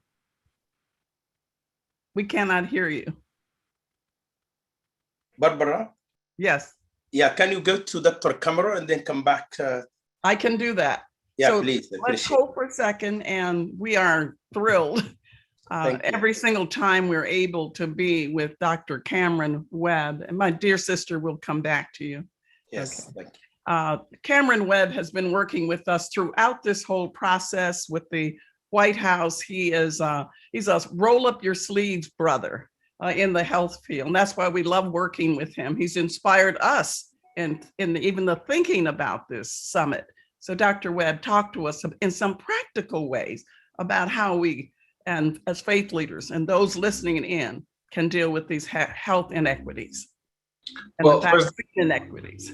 Absolutely. Well, thanks so much, Dr. William Skinner, and to all of you for inviting me to join you this afternoon. And just, I jumped in at the end of that youth panel, and I believe Miss Asia was speaking, and the sister was powerful. And just hearing the leadership that's a part of this movement, it's so great and special to see. So first and foremost, I just want to say that all of the examples that you need are right here in this room. They're around these tables. They're in your communities. You all have already taken the lead. We just need to push harder and farther over the finish line. I want to quickly tell you a story because I'm ever grateful to the faith community right now, because one of my uncles who I'm the closest to, my Uncle Greg down in Alexandria, Louisiana, there was nothing we could do to get Uncle Greg vaccinated. Nothing. It wasn't the threat or the impact of the virus. You had several family members who had gotten sick. That didn't do it. It wasn't, my mom, his older sister, imploring him. That didn't do it. It wasn't his nephew, who's a physician. I'm an internal medicine doctor. I've worked on the COVID ward at my hospital since last March, and I talk to him all the time about this. That wasn't what did it. What did it is that he drove to take his car to the car wash, and right across the street was True Vine Missionary Baptist Church. And when he saw that True Vine Missionary Baptist Church was giving out the shot, well, that changed some things. And he walked across, got his Johnson & Johnson shot, and he's been so proud ever since. And I think that just speaks to the power of what it is that you're doing here. We understand there are so many people. If you look at the data, about 60% of people from communities of color want to get vaccinated, but disproportionately in communities of color, there are still barriers in terms of access. There's still barriers in terms of things like time off of work, childcare, transportation, or having a trusted place to get vaccinated. And that's where you come in. There are a few places as trusted as you and as the houses of worship that you represent in so many communities. And so I'm grateful for you. And so, from my position as a senior policy advisor for equity on the White House COVID response team, I'll tell you, we're in so many ways following your lead. Our goal is to give you what you need to be effective. Our goal isn't to do a one size fits all across the country, because you know your communities way better than we ever could from sitting in Washington, D.C. But what we can do is listen. What we can do is react and respond and make sure that you're equipped to do what you need to do over these coming weeks and months. And in my last minute or so, what I want to say is this. You know, President Biden has set a goal of 70% of adults vaccinated by July 4th. And a lot of folks think that goal is built around Independence Day, and maybe it is to some extent. But I want to be clear. We've watched this trend of people becoming increasingly entrenched in their beliefs about vaccines with every day and week that passes. And what I genuinely believe is that we get to July 4th without reaching every single person that we can, every family member, every neighbor, every relative, every coworker, everybody in our communities that we can reach, touch, and engage. If we get to the other side of July 4th, I'm telling you, their mindset on where they are about vaccination is going to be so much more set in stone than where it is today. We've got to get this done. And I tell people all the time, I'm not here to sell a vaccine. But what I am here to do is make sure our communities stay safe. I feel like I'm a physician because I feel like healing was my calling. I remember just thinking the Lord gave me this purpose in life to pursue. And I'm doing this work in the White House because I know that we still need healing. And sometimes the Lord sends that healing in some interesting ways. Here, I think that this vaccine is one of our paths toward healing. And so maybe this is his stripes that are healing us. So with that, I'll turn it back over to you, Dr. William Skinner. Thanks for having me. Yes, and listen, you are among the scientists who love God. That just gives us hope right there. So thank you for continuing to evangelize where you are. And thank you for being with us always as a great partner. Thanks for having me. We're going to go back to our sister, Tala Troas. She was trying to share with us what she's doing, some groundbreaking work. Can you share with us? And then we'll close with Minister Kim McRae. Yes. Yes, thank you so much for having me. And I do want to start by saying thank you to everyone for the work that you're doing, because it's your work that made it possible for my community to have access to this vaccine relatively early. And again, my name is Tila Troge. I am a member of the Shinnecock Nation. I am also an attorney and a community activist. And I just want to give you a brief history of COVID and what happened with my tribal nation. And some of our more historical history. We survived this process of colonization because of our basis as a faith-based community. We were known as what's called a praying Indian village. And throughout history, since 1600s, anytime we had any type of epidemic, pandemic, our partnership with faith-based institutions really got us through that. And so unfortunately, we've experienced a lot of injustice, a lot of systemic racism, a lot of land theft, slavery, so on and so forth. And a lot of this was at the hands of the state of New York. And it wasn't just colonial land theft. We have really recent land theft at the hands of New York State. And so just before COVID, New York State also sued us. So we're very impoverished. We're a poor community where we struggle constantly to meet the basic needs of our communities, from our children to our elders. We have food insecurity. We have very high rate of unemployment. We have all kinds of substance abuse issues. And we're in the midst of billionaires. We live in the playground of the rich and the famous. Our next door neighbors have a fourth home that compared to what we have, which is shacks full of mold and our kids can't breathe. It's not a really good situation. And so we're a really insular community just because of the racism that we face. We have no choice. We can't subject ourselves to the racism and the hatred of our neighbors. And so when COVID struck, as a tribal community, we made great efforts to make sure that we didn't have to leave at all. We had food shipped in, we had hand sanitizers, like everything was shipped in.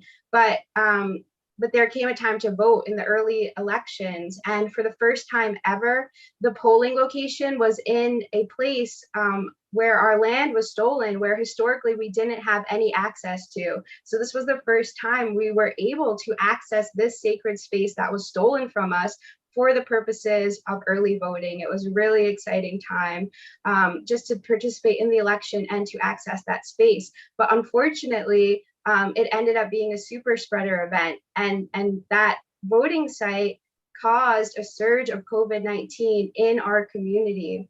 And so it became a real issue for us. We started losing our elders. We have tribal leaders who lost their entire family, and it got really serious. And so we had to get really serious, and we had to advocate for ourselves, because for so long, no one paid attention to us. The United States really has not paid any attention to us.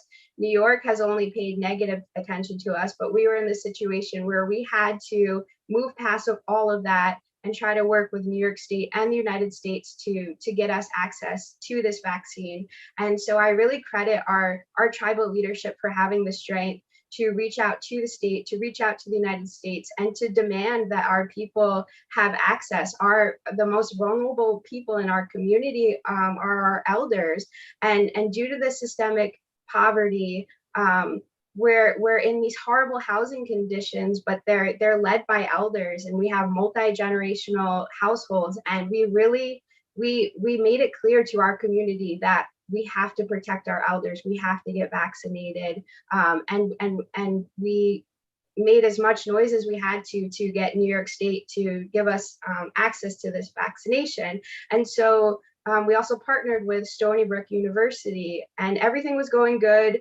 All the demand was being met. And at one point, the university decided that they were going to end all vaccination to our community because they were opening up a mass vaccination center. But it happened to be at the location of the Stony Brook University College where the first super spreader event happened. And it was joyous to go there to vote for the election, but it's a place that has bad feelings because we were kept out of it, like physically.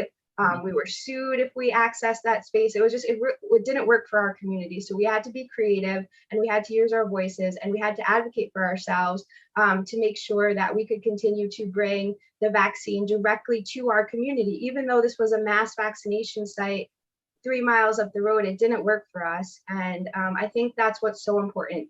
We know our communities best. We know, someone in New York or someone in Washington might say, oh, that's an obvious solution. That's great. We know it's not. And we have to use our voices to advocate for our communities to make sure that this is truly equitable in every sense of the way, and that there are no barriers. Like, we have to put our minds together and overcome any and all barriers. We might not even know what they are. So it's challenging, but I think we're all up to the challenge.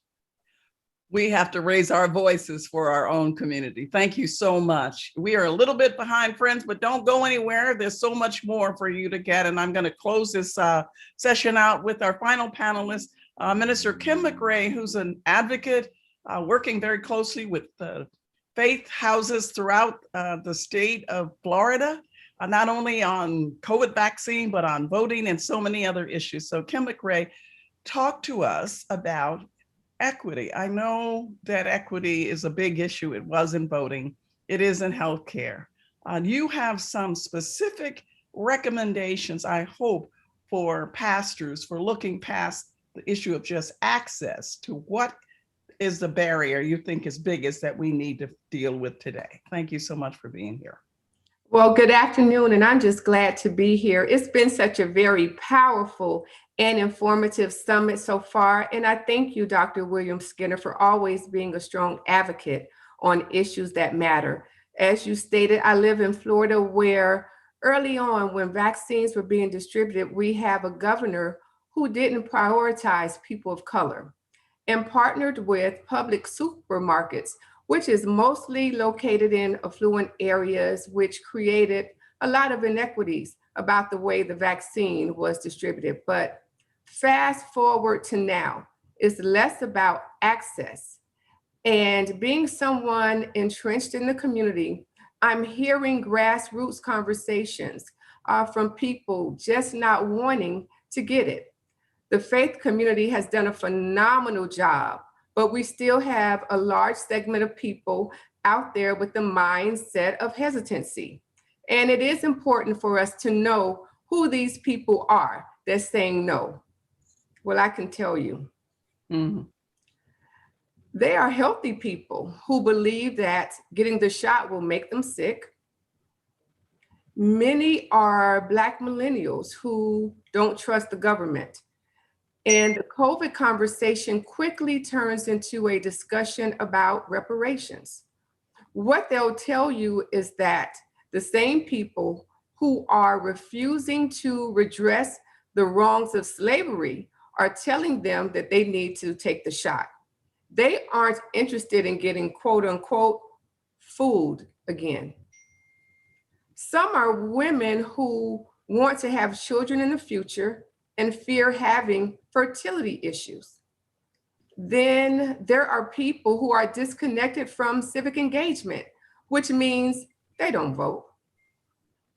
And taking the vaccine is political, so they're avoiding it altogether. And as much as we know and believe that the information is out there, there is still a segment of people who feel that they don't have enough information. So being a trusted voice, just tell us in the minute we have left, what is the best message? What is working with Black millennials and professionals and others who are still hesitant, even though access is not an issue? You know, I would, the bottom line is this: we just need to have a better understanding of our audience and how to connect with them. And as it was mentioned earlier, to take their objections seriously and offer them a credible response. And our messaging can be more convincing and consistent. But Dr. Skinner, I can say overall, I'm encouraged because the faith leaders can use the power of the outreach that they do every day to make the message meet the moment. Well, thank you so much. We have had an amazing panel of people who have their feet right on the ground with the community and take their word. We have heard specific ways of overcoming inequity. I want to thank them all. And thank you, Ms. McCrae. And now I'm so happy to turn over to the next panel that'll be led by Dr. Uzma Syed.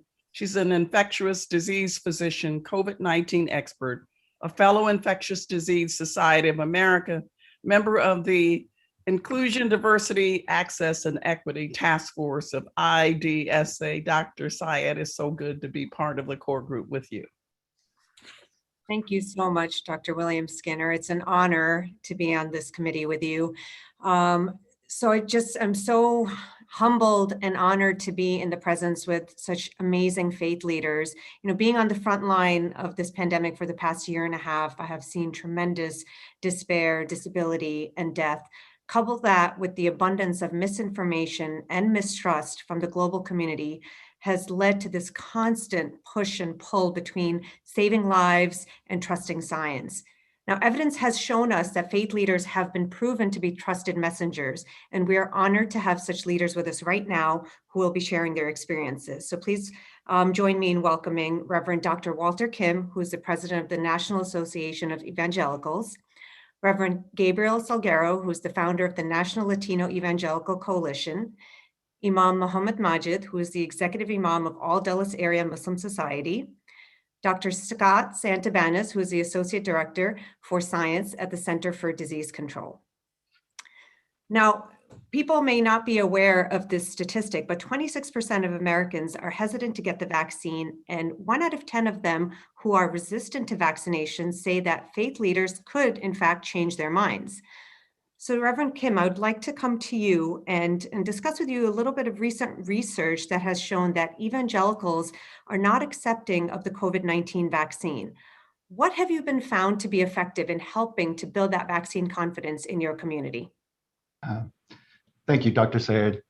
I do want to say that we bring greetings from the National Association of Evangelicals and are grateful to participate in this project as a collaborative effort for the good of the nation. So as a coalition of denominations, institutions, and ministries, we represent a lot of different traditions within evangelicalism. And one of the common commitments that we all have is very high commitment to Scripture, to obeying Scripture. And what we found is that as the discourse about the vaccine or masking or the pandemic was politicized, that it increased the entrenchment and opposition. But if we can move the discussion from politics to one of mission, it began to change the nature of the discourse. So the scriptures, which evangelicals hold in high regard, actually described Jesus' early ministry, in which he went around Galilee proclaiming the good news, but also healing every disease and sickness. So there's a very strong sense in which the ministry of Jesus entailed not only ministering to the soul, but also to the body.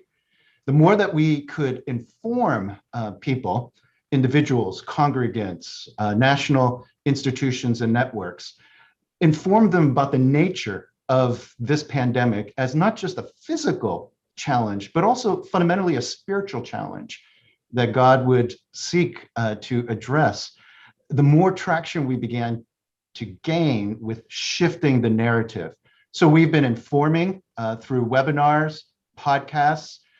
Dr. Francis Collins, not only a man of science, as you've seen earlier, but also a man of deep faith, was very instrumental in these early conversations.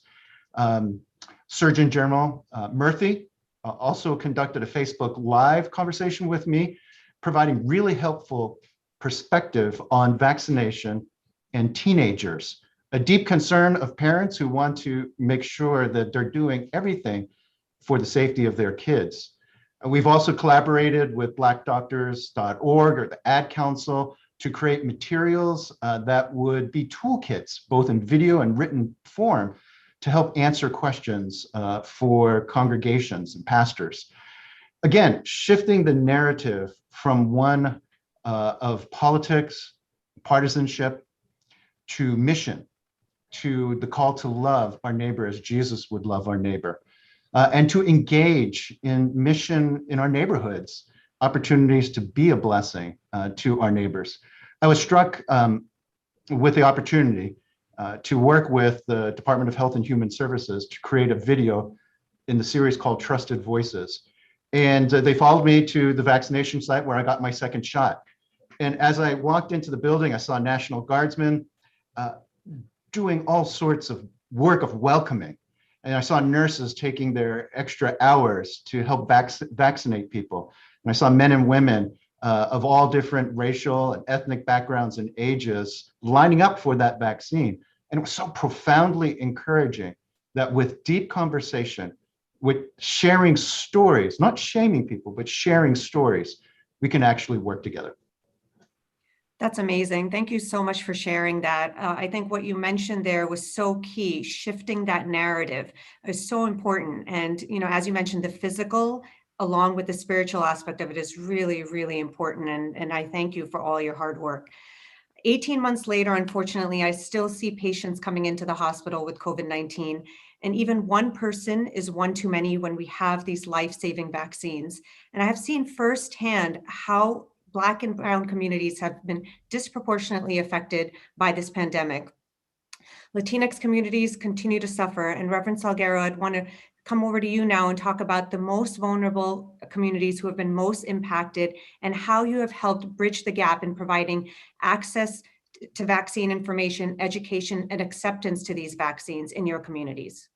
Well, first, thank you so very much, Dr. Syed, and I echo my dear friend and colleague, Dr. Walter Kim, saying that we as part of the evangelical community are so proud to be part of this interfaith collaborative. As you said, my name is Gabriel Salguero. I'm the president and founder of the National Latino Evangelical Coalition.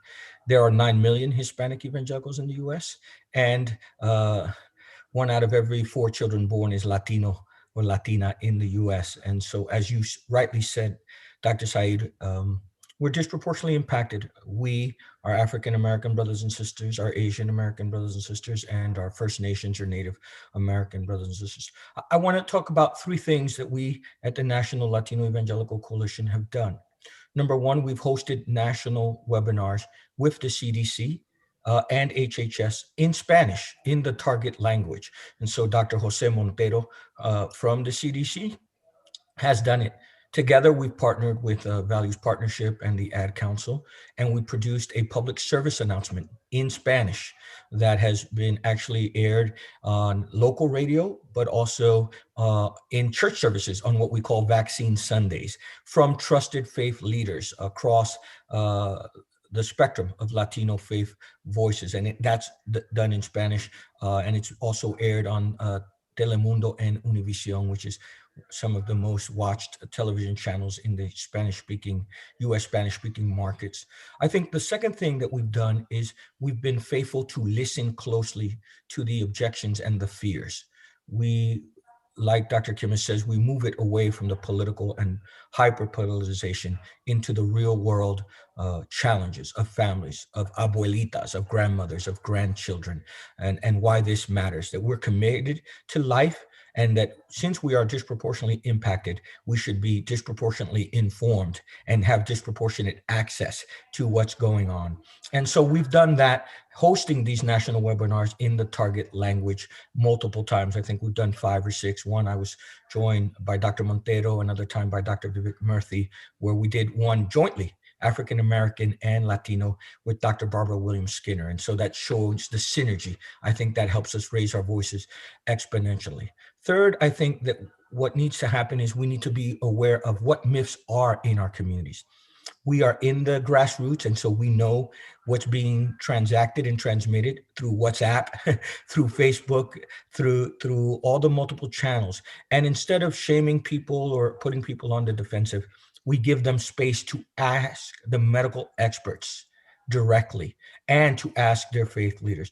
And thirdly, we've partnered with our brothers and sisters in Latin America, where the Latin American Evangelical Alliance met with the General Secretary of the Organization of American States, Dr. Luis Almagro, where we talked about how the Hispanic and Spanish-speaking and Portuguese-speaking communities want to be a vector for not just proper information, but vaccine sites. So multiple of our churches in New York and Florida and in other places, and I'm speaking from Orlando, Florida this afternoon, have served as vaccine sites.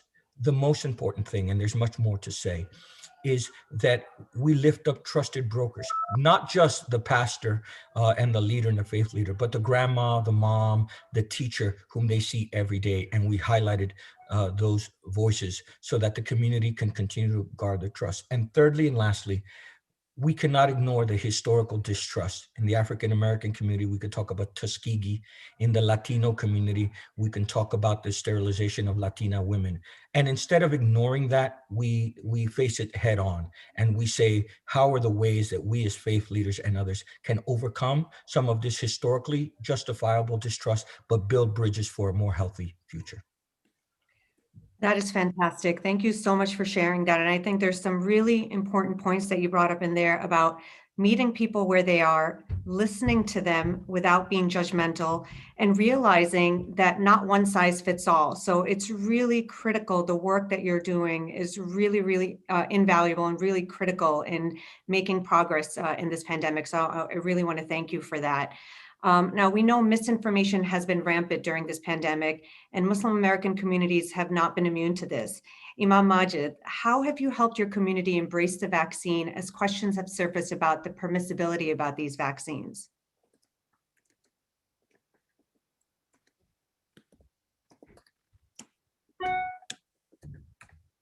Mute myself. Okay, now I can mute myself. Now, thank you, Dr. Said. And thank you, my fellow panelists, for a very informative session. I'd like just to say that American Muslims have created early in the beginning of the pandemic a task force, and Dr. Said is part of that, and connected with the Muslim scholars to address all the misunderstanding, especially from Islamic perspective, about the ingredients, where they make the people made their argument that the vaccine is not permissible to be taken because of the ingredient being made of. Therefore, that have been addressed, and that's why there's a council of scholars in America have issued 2 or 3 religious opinions in these issues, and we have created sermon, Friday sermon addressing this issue as well. And I have interviewed myself, doctors and Surgeon General around this issue, and I've taken my shot publicly on Twitter. I tweeted my shot. Everyone have seen me taking it. And also we have partnered with the community at large to take to bring the vaccine to our place of worship. And just a few, last week, I think, we had the 12 years old and up children being brought to the mosque. Having the mosque itself become a place of vaccine, and our clinic, we have almost, maybe Mikhail talked about that already, 20,000 people being vaccinated at the Adam Center. But the most important aspect of it, that we have the imam also gathering on Zoom nationwide. We have like Imam for Vaccine now movement, and that's where we like to address the issue of hesitance in our mosque, so that we have every person in the Muslim community be vaccinated. I try to speak very fast because I try to break the record that the Imam spoke within the time. That's fantastic. Thank you so much for all your efforts. And I think it's really important to highlight how it's so important to debunk the misinformation that's out there, and with trusted messengers and faith leaders, along with medical professionals from faith communities, can really help build that vaccine confidence, especially when all of this misinformation is so rampant, whether it be on WhatsApp or different social medias. And we have this urgency to vaccinate people in order to save lives. So I thank you for all of your efforts on behalf of the communities. I want to turn over to you, Dr. Santibanez. So there's been so much outreach at the federal and local levels, and I just wanted to hear from you. What are the efforts now that are underway to reach, those last few, in the last stretch that we're in this pandemic, with those people who are not yet vaccinated, many of whom are in that category of, we'll just wait and see.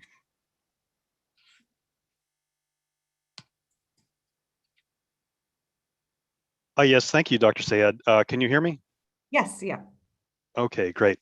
Well, one of the findings that has stood out to me recently is that among the group of people who have not yet been vaccinated, there's a fairly large proportion, a large group that are in this wait and see category. They're not opposed to vaccination, but they would like more information, would like to have their questions be answered. And some people refer to this as the movable middle. And I think this is a good thing, because there's a large group of people who are not, entrenched in their opposition. They just would like more information. And this gives us an opportunity to create a safe space for people to get their questions answered. This is particularly important in communities of color and others who have been, hurt by societal systems in the past. And we don't want to force anyone to get vaccinated. We want people to just be able to make an informed decision and make sure that they have the information that they need. Now, in mid-June, CDC and our colleagues at HHS, the Department of Health and Human Services, have put together a vaccine confidence boot camp for faith-based organizations, for faith leaders. And this is a training to help community leaders address vaccine confidence challenges, and specifically the importance of adolescents getting vaccinated and vaccine confidence in general.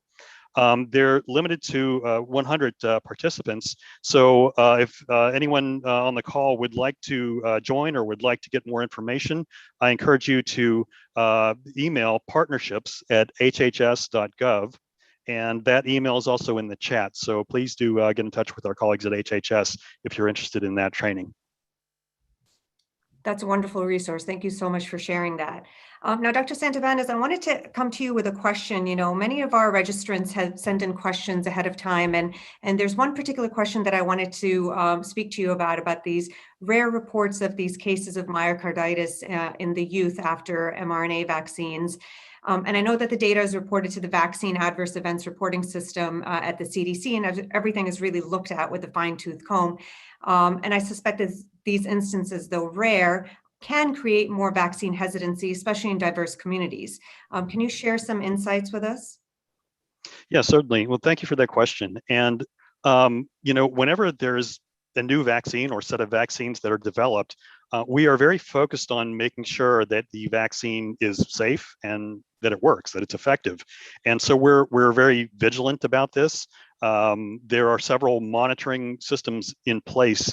And if there's even a hint that something, could be a side effect, then we quickly investigate and want to determine, is this really something that should be of concern? And so that's kind of the stage that we're at right now. Now, what is myocarditis? Myocarditis is basically inflammation of the heart, and there are many different causes, that can lead to myocarditis. Typically, if you would see someone with this, they might have chest pain, they might have palpitations, shortness of breath, fatigue, perhaps fluid retention and swelling. We don't know at this point whether this condition is actually related to vaccination. And what we know at this point was there were some rare cases that were reported overseas and a few in the US in people who had been vaccinated. The rates we see are roughly the same level that we would find in the general population. So it doesn't seem to be more common. And in fact, this could just be a coincidence that we're picking up, hearing about some of these rare cases, but that's what we want to find out. What we know about these rare cases right now is that we've seen them in adolescents and young adults, people less than 30 years of age. They tend to be more in males than females, and in people who have been within about 4 days of receiving their second dose of one of the mRNA vaccines, like the Pfizer vaccine or the Moderna vaccine. And these cases have been mild and people recover without treatment. And so that's just some preliminary information, but as I mentioned, the investigation is ongoing. So look for more information and we'll be glad to share that as it becomes available. Now, CDC continues to recommend vaccination for those 12 years of age and older because we know that the risk of contracting COVID-19 is very real. You can get it yourself, you could potentially pass it on to other people. And so we know that there is a real risk there, while the risk of this myocarditis potentially is unknown. We don't know if it's related at all. And these cases tend to be very rare and they tend to be very mild. People recover without treatment. So it's important that people take this into consideration as they're making their informed decisions about the vaccine. Thank you so much for sharing that, Dr. Santibanez. And those are excellent points. And I mentioned before being on the front lines, and I have seen, unfortunately, many youth succumb to this horrible disease. And we have to remember that more than a year into this pandemic, we still don't have that magic bullet or cure for this virus. So the vaccines are really the best tool in our toolbox right now to have this pandemic behind us. And as you mentioned before, these are really rare instances. And at this point, not necessarily correlating with the vaccines, it's just a coincidental uptake in the numbers based on, the vaccinations being increased, in our nation at this point. And it's really important for me to just highlight also that the American Heart Association and the American Stroke Association has actually put out a statement urging all adults and children over the age of 12 to get vaccinated because of the risk of COVID-19 still being prevalent and the fact that these vaccines are still proven to be safe and effective. But we should also have confidence in the fact that we have a system in place that is constantly evaluating any red flags to see if there's a cause and effect relation between any of these. So I thank you for sharing that. And finally, I just want to turn over for final thoughts from our panelists and our faith leaders here as we shift over to this little conversation about vaccinations in youth. I know some of you have already started vaccinating youth in your communities. And if you want to just share how your messaging has been for that, I'll start with you, Imam Majid. I know you've had some events already, family-centered events to promote vaccinations in adults and youth.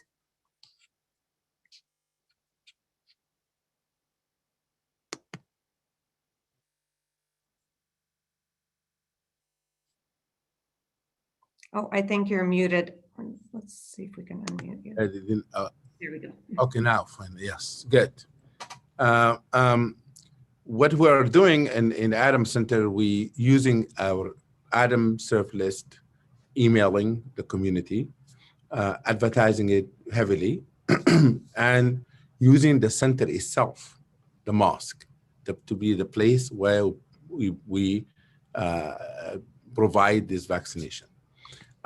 When I came to the mosque with our chairman, Mr. Tuan Jaka, the other day, I saw a wonderful family atmosphere. People they come in with their children, making sure they get excited, the children get vaccinated. And I've seen the young people being happily receiving this vaccine. And I think the the trust that they have in the community and in their mosque, it really contributed to the number of people come to be vaccinated. I just want to say that we are taking it for different branches. Not well, we do it in the main center, but take the other branches as well, so that we can provide as many possibility and accessible places for people to come to get their vaccine for their children. That's fantastic. Thank you so much to all of you for all of your dedication and work in helping save lives and bring an end to this pandemic. I will now turn it over to my colleague, Jim Winkler, President and General Secretary of National Council of Churches.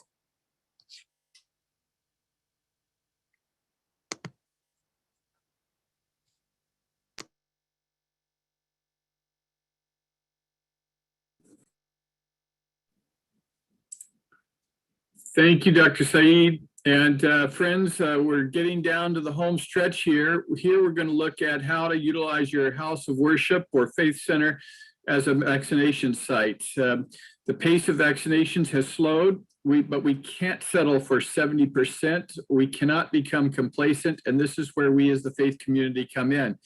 We're down to those who need persuasion or assistance or an example, and this is where houses of worship can provide that. We're going to hear from a number of people in this order. Imam Abdul Aziz, the resident Imam of Al Masjid Adam Community Life Center in the Bronx. Rabbi Elaine Zecher, the Senior Rabbi of the Temple Israel of Boston. Pastor Michelle Thomas, Senior Pastor at the Holy and Whole Life Changing Ministries in Loudoun County in Virginia. And Dr. Rajwant Singh, the founder and president of EcoSeek, the Sikh Council on Religion and Education. Then we're going to hear from Amy Hill, the Senior Director of Public Affairs for Walmart. To our faith leaders, I have this question. What is the single most important lesson you learned in making your house of worship available as a vaccination site? And to Amy Hill of Walmart, my question is, how can houses of worship partner with Walmart to make vaccines available?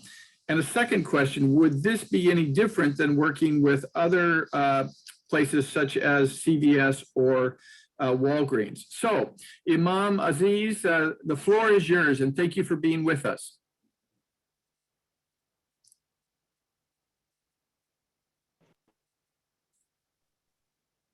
Peace and blessings be upon all of you, the distinguished guests, faith leaders.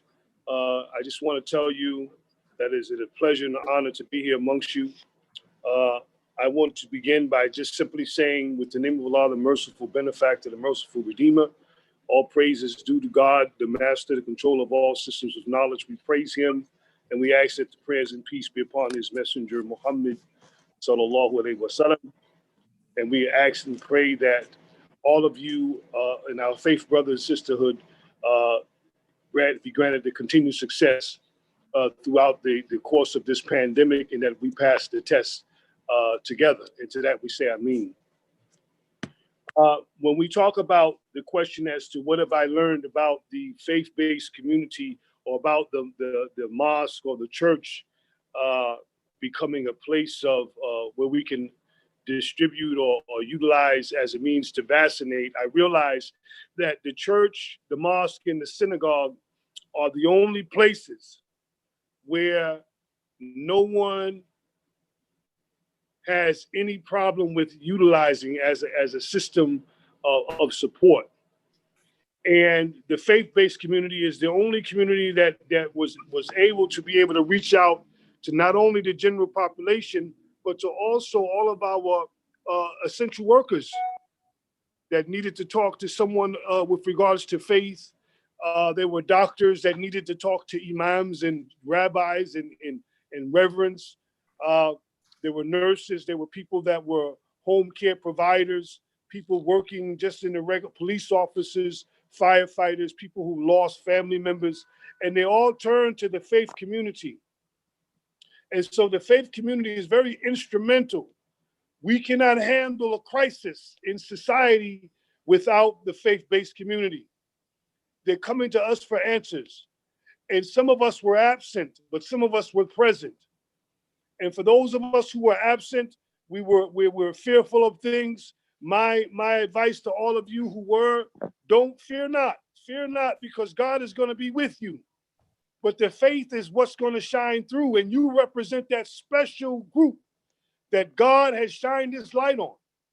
And so through the course of this whole pandemic, we realized that when we had nothing, God was there with us, making things happen. We couldn't get vaccinations. We couldn't get tests. And all of a sudden, God blessed us to have tests at our site, at our senior center. When they closed all the mosques, God made a way for us to have the vaccines as well as the actual testing at the senior center under the mosque. And we were able to invite all of the faith-based groups. We were able to invite the general population, all of those people. What I learned about that was the fact that our community in crisis cannot survive without the faith-based community. You all are very important. You all mean so much. You all are a diamond in the rough. God has a special place for all of you faith leaders. Keep up the good work, please. Keep up the good work and never doubt the beauty of your faith, the success that you would have provided you maintain the course, no matter how hard it is. We were ones that were left in society to remind the people, don't worry yourself. God has a plan for you. And if you stick to it, you'll see what he has in store. But if you turn away, then you risk the chance of getting the blessings that he's intending for you. In every trial that we've faced, there's always been a time where we can look back and say, wow, God got us through that. And so what I learned about the faith-based community is the fact that we are very central. We cannot be absent. We are not allowed to be absent. You say you represent God in whatever denomination, whatever interpretation you have, then you are not allowed to be absent. You have to be present, whether it's in the works, whether it's in your prayers or both, but you have to be present. And there was no excuse for us. And so that's what I learned. And I learned that by trial and error, by trying to do things a certain way and things being told to us that we weren't able to do it. And then all of a sudden, it just opened up for us. We have a pantry here where we feed close to 1,000 people a week throughout the entire pandemic. We started out, we couldn't get a piece of bread from anyone. They were overlooking us. Our community was a community where the people in this neighborhood were going for just the simple testing and they were being turned away. And so we were able to get the testing. Then they were going for the vaccination in this community. They were being turned away, being told that they ran out. They gave it to somebody else. And we went and we got the testing for the people, the vaccinations right under the masjid, right under the mosque. The mayor came and we were able to have the ceremony here. And we had for 4 or 5 days, we were able to get a certain amount allotted to us. And we were able to exhaust the allotment. And we're hoping and praying that we're able to get another allotment at some point. But right now, we try our best to encourage through the course of our what we do in terms of our services in the community. We encourage the people. We don't say you gotta take it. We want you to look at it and make a conscious decision to take the vaccine. We went from not having any access to the vaccination or any access to testing to where we were able to get access to it and we were able to service the community. And our community is a community that's diverse, but they were afraid. They were afraid because a lot of them don't have their paperwork correct. A lot of them don't have their job, don't have identification. A lot of them are just people who just want to live their life, but they're living in fear.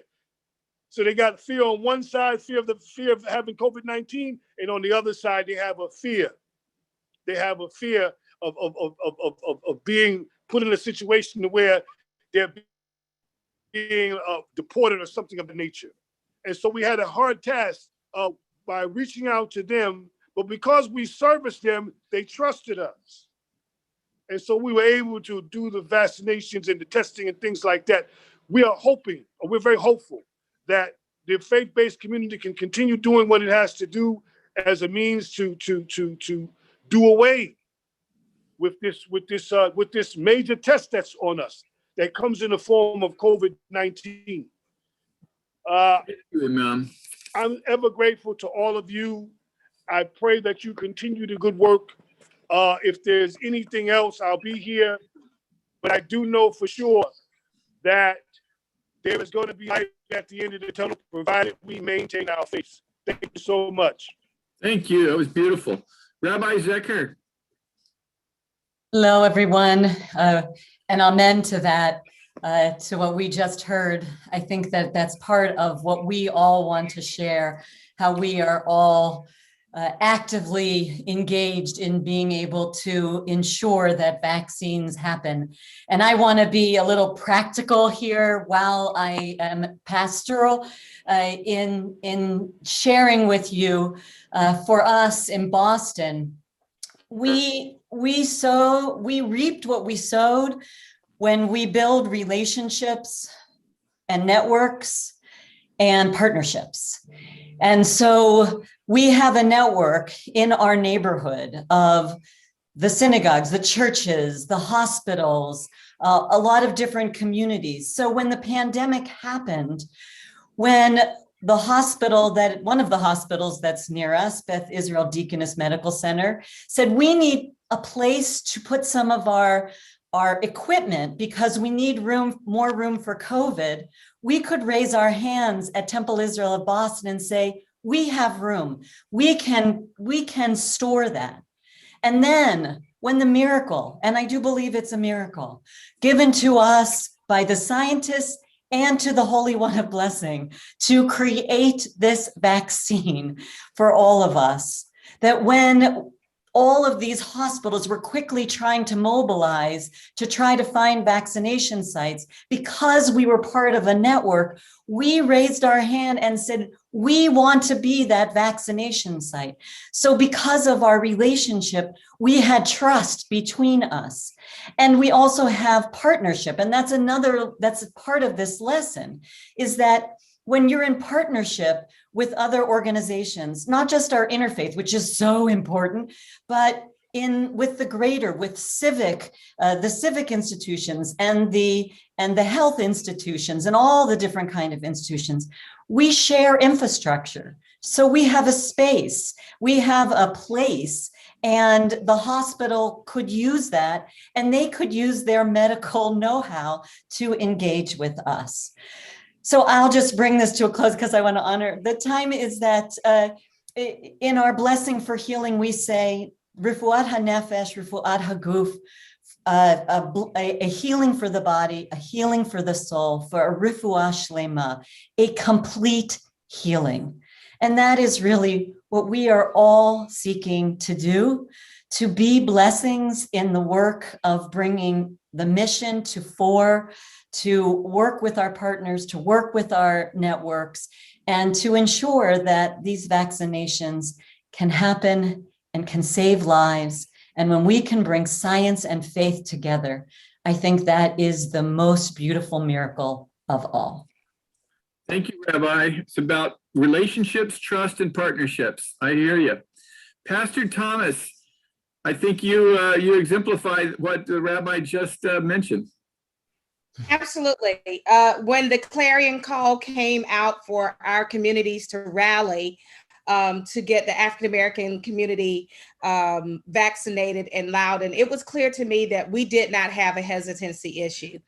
People in Loudoun, African-American people in Loudoun, we didn't have a hesitancy issue. What we had was an access issue. Those persons who were signed up to receive the vaccines, those people who had underlying issues, those people who were most vulnerable and the most likely to have long hospitalization stays or even deaths, those people could not get the access to vaccines. And unfortunately, those people in disproportionate cases look just like me. And so I am of the thought that in terms of our houses of worship, we are the church. We are the church. And unlike many of my counterparts here, which I absolutely love and adore, they have the privilege of having 4 walls and a ceiling for a church. Holy and whole, we are the church without walls. We are the pop-up church. We're the church that may show up, in a community. We're the church that'll show up in an auditorium, in a stadium. And so what we did was we made the sanctuary a vaccination station wherever we were. And so all of our vaccinations took place at other churches, brick and mortar churches. We aligned ourselves with the largest Black churches in Loudoun County. And then we funneled smaller churches to go to the largest churches so we wouldn't have a problem with access and setup. You got to learn how to work what you got, and you got to learn how to work together. The other thing that we did was our church met in a stadium. We were getting a sense that people had really had a great desire to start meeting again. And so we organized the outside vaccination. Our outside vaccination was overwhelmingly successful. We partnered with the Adams Center, who also held vaccinations. We called in all of our Black and brown brothers and sisters. It didn't matter if they were Hispanic, Hindu, Sikh, Muslims. It didn't matter. Asians, everybody together, we all got shots in arms, and we are all doing well. And so we get our community is made better when we work together. And so, I would encourage you to not to think enclosure of a building, because you can do the work of Jesus Christ. You can do the work of God without 4 walls and a ceiling. And we certainly are living proof of that. And there's been over about nearly 20,000 people to be vaccinated across the different faiths, across the different backgrounds, because we decided that we would move beyond the 4 walls of a church. Thank you so much. This is how you make it happen. Gosh, I am Yes. grateful. Dr. Singh, it's good to see you. Tell us what SCORE is doing. Well, I'm part of the local congregation here in Rockville, Maryland. And when our facility called Gurdwara, it's a synagogue or church, we call it Gurdwara. When it got closed, we wanted to explore how we can best use this for the best betterment of the community. So we started cooking fresh Indian meals, and we started taking to the shelters and senior shelters, women's shelters. And slowly it became so popular that people wanted to come and get the meals there. So that has been really an important service that we are providing to many of the local communities. And when the vaccines were introduced, it became naturally that this was going to be the place where these vaccines are going to be distributed. And I have been involved in the interfaith community and the religious community and all this work from the last 35 years. I have not seen a scenario of this kind where people of many different faiths, different ethnic backgrounds, different nationalities coming together and working together. This has been just an amazing experience where the health community, the rich and poor, people who are driving Mercedes, people who are driving, Hyundai, they are all coming together. This is an amazing lesson that we have learned. And the other thing which I feel is a deep respect for health workers. I mean, many of these who have been coming out there giving out vaccines are volunteers. And it's just, look at them, they're standing for 3 hours, 4 hours, giving out these vaccines to people. And so one of the things what we have seen is that many of the underprivileged communities, they want to get vaccines, but they are busy caring for their family. There's so much suffering going on. So it's just not only the vaccine that we have to look at the entire scenario in a wholesome manner. So providing food, and what we did was providing food, fresh meals, providing produce and milk and bread, along with vaccine. That became a success sort of a scenario, because people would come not only to get vaccine, but because they're coming to get many other items. So that has been a great experience for us. And in our faith community, we believe that the house of God is not to come there to practice any ritual, or this is not the only place where you connect with God. This is the place where you do God's work, and God's work is to heal people's bodies and minds and their lives. So this is what we all doing are really God's work, and it has been a challenge, but also I feel a great opportunity for young people to come and see how many different adults of different backgrounds, different faiths, coming together and working together. That is seeds for a brighter future for our nation. If we can expose our youth to these activities and how we are all working together as people of faith, this is something which we all need to make sure that our next generation also learn this lesson, that this is how the nation has to operate in the coming years and months. And thank you, Dr. Singh. Thank you. So we have to meet all people's needs, vaccine and food and everything. Thank you. Thank you. Amy Hill, you're the Senior Director of Public Affairs at Walmart. We've got more than 100,000 houses of worship represented on this webinar, and you've got an awful lot of outlets across the country. How can we work together?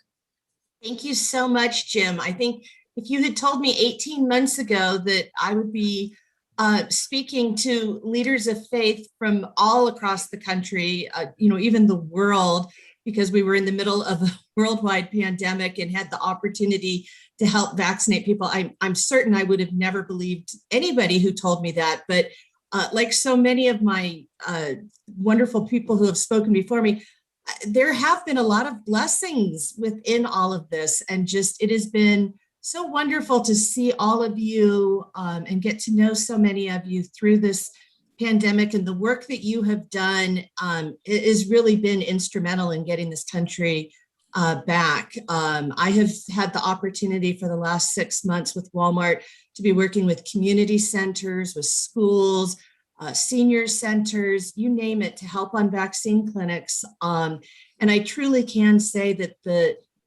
best experiences and the most successful clinics we've had have been those when we partner with faith-based organizations. You are such trusted leaders. You have done such an incredible job of speaking to your congregations, to your parishioners. You have helped educate, you have helped between social media and in your sermons and your homilies. I cannot thank you enough for the work you have done, because it does make those of us providing the vaccine, it's a little bit easier, because you've done so much of the outreach and so much of the work. And I just want to thank you all. And I learned so much every time I'm on one of these panels. As Jim mentioned, we do have a very large footprint. We are vaccinating in 49 states, plus the District of Columbia and Puerto Rico. The only place we're not vaccinating is North Dakota. That's because they don't allow chain pharmacies in North Dakota, but that's another story. And we have had the opportunity to partner with all sorts of different faith-based organizations. We've had very successful clinics in Hindu Temple in California. We've just recently had our first dose at one of the largest Hispanic Catholic cathedrals in Atlanta. We've done mosques and Islamic centers in Atlanta as well. We've had wonderful success with Hispanic Evangelical Church in Las Vegas, historical Black churches in Arkansas. And again, it's all the same. It's because you as leaders have really done such a great job. So we are happy to continue moving this partnership forward. It's pretty easy. My email is amy.hill@walmart.com. And shoot me an email if there's anything we can do to help. Really at this point, as so many of you have noted, some vaccine it's been a little bit lower, we've seen, although the taking it to 12 plus has helped a lot in our stores, but our health and wellness team across the country, they are more than willing to come to your places of worship, to work with you. We can set up scheduling, we can do it, on the weekends. Some of our most successful clinics have followed, Sunday services in the afternoon, where people, now that churches are more and more open and people are able to attend in person, to do that. Families, it's great now that we have 12 plus involved. We've seen lots of teenagers encouraging their other family members to also be vaccinated. So we really, we stand by to help in any way you can. Jim, I know you asked a question about if CVS, Walgreens, others. I have to assume yes. And there's no competition in this as far as I'm concerned. You can partner with the health system, go for it. If you partner with Walmart, yay. CVS, Walgreens, Costco, you name it. I think we all share a common goal of wanting to make sure that we're getting vaccines in people's arms. That's the most important part. So I do just want to say thank you to the rabbi from Boston who spoke earlier. I think creating partnerships ahead of time, if there's one thing that we've learned, it really is how important partnerships can be ahead of time. We have many of our pharmacists have just worked directly with their own churches in their own communities and help set these up as much as sort of this national, these panels help, but so much of it has been because people have already had those relationships. So Thank you. I'll stop there. Sorry, I babbled a little bit, but y'all moved me. I really appreciate it. I'm moved too by this panel. And I think what this shows is it's about relationships and partnerships, and it can be done. This is really a crucial time for all of us to do this together. I want to turn this over now for our closing session to my good friend, Rabbi David Saperstein. Well, it's a real pleasure. What an inspiring set of talks we have heard. Really something extraordinary here. I really want to express my appreciation to everyone who's spoken so far. We have learned so much, even those of us who have been part of this and living this. What an extraordinary learning experience it has been to see how leaders, houses of worship, interfaith coalitions have been conducting this critical work. This final session is, so what's next? Where do we go from here?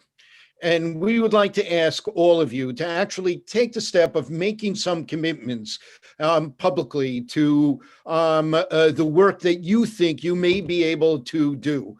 I want to make it clear. Making a commitment is not saying we are doing this. The commitment means a commitment to explore those aspects, those ideas that you see listed here that you think will be applicable to your congregation, to your organization, to your community. Commitments dealing with participation in the administration's upcoming month of action that you'll hear about.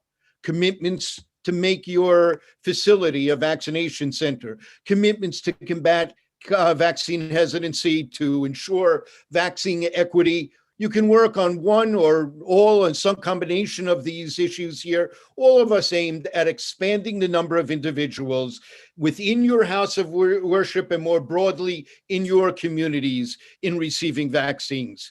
And we're here to say you're not alone. Faiths4Vaccines will be your partner. We're prepared to provide you with the necessary resources to understand how to uphold these commitments. We're prepared to connect you with the relevant training opportunities, to provide training opportunities to assist you in acting on these commitments. And we're prepared to provide you with the opportunities to connect with people who can help you realize these commitments. Again, a commitment is a commitment at this time to identify those steps that you can take that seem most likely applicable to your institution and to let us know which they are. So please take a moment to copy the link in the chat so you can complete your commitments, but we'll also send these to you as part of our follow-up communication on today's event. And to learn more, to begin with, of the upcoming month of action and other suggestions that the administration, in terms of what it has seen as best practices, had, it's my pleasure to introduce two speakers. Our dear friend, Melissa Rogers, one of the nation's most respected lawyers on church, state, and religious liberty issues, serves as the executive director of the White House Office on Faith-Based and Neighborhood Partnerships, a position she held in the Obama administration, but also now holds the senior director for faith and public policy in the White House Domestic Policy Council. And for many of us, she's been a guide for years on the constructive relationship of what's best in faith and public policy. Josh Dixon serves as a deputy director of the White House office after having served as the National Faith Engagement Director for Biden for president.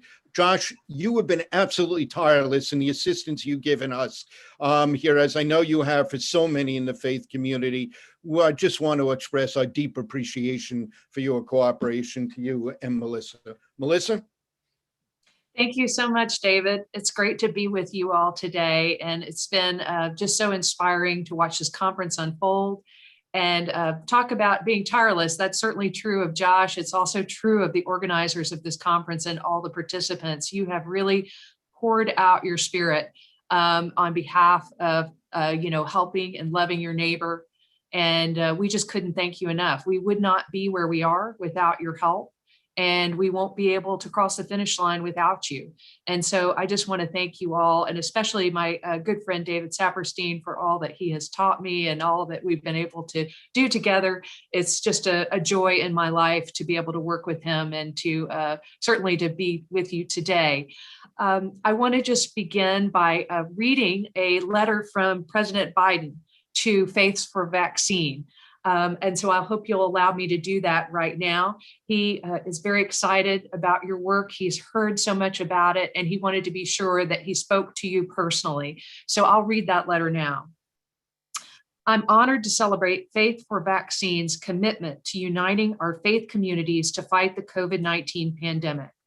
On behalf of a grateful nation, thank you for your tireless work and your continued partnership with my administration.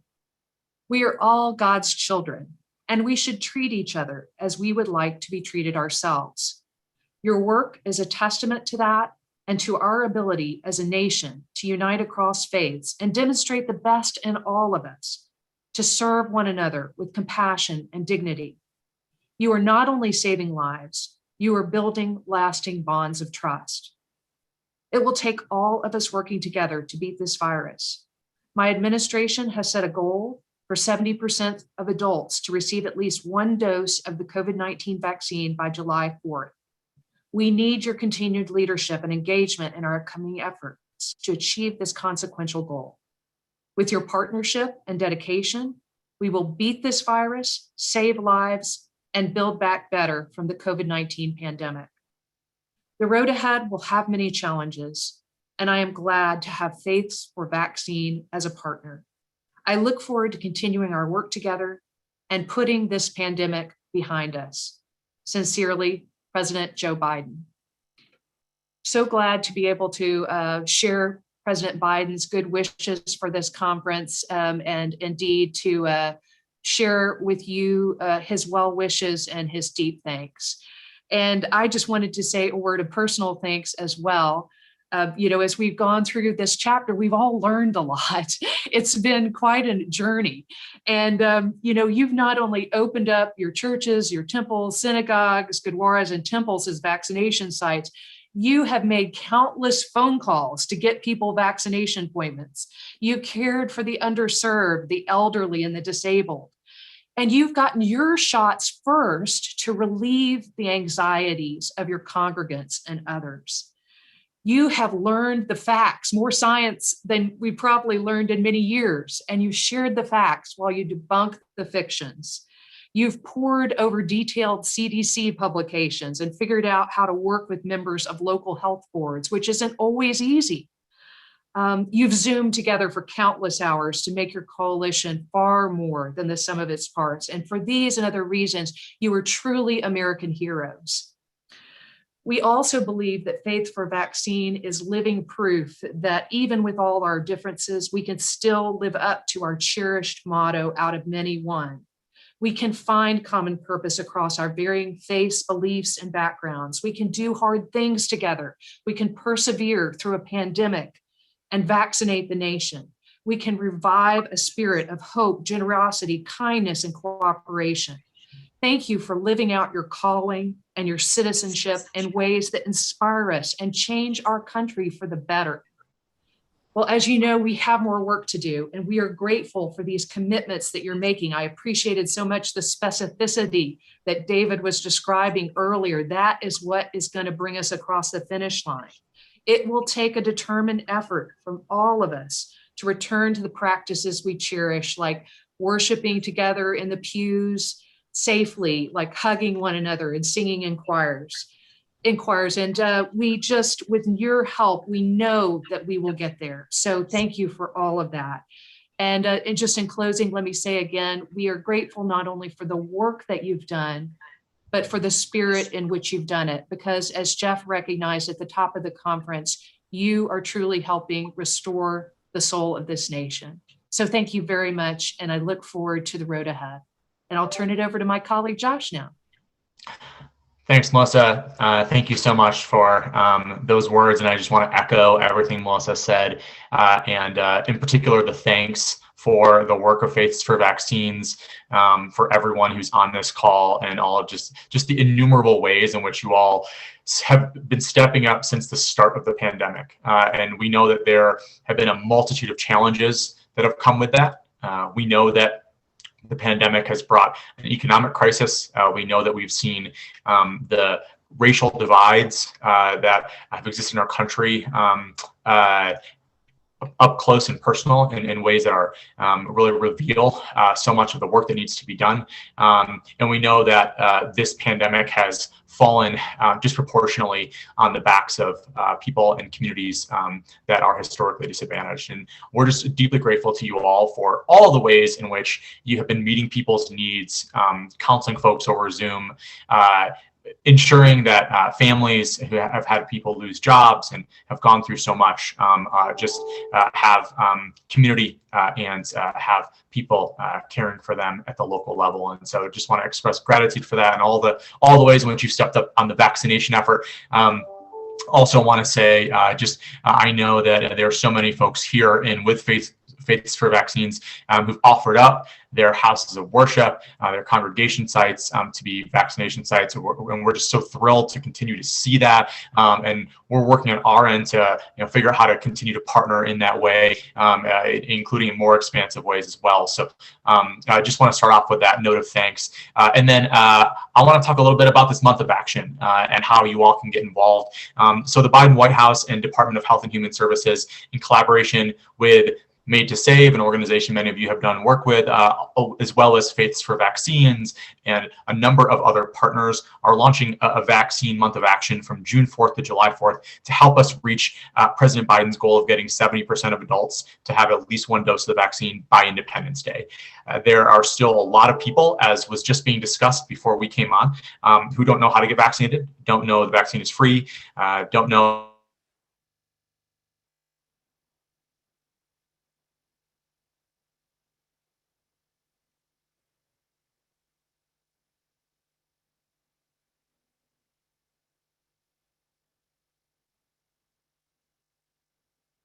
Can y'all hear me again?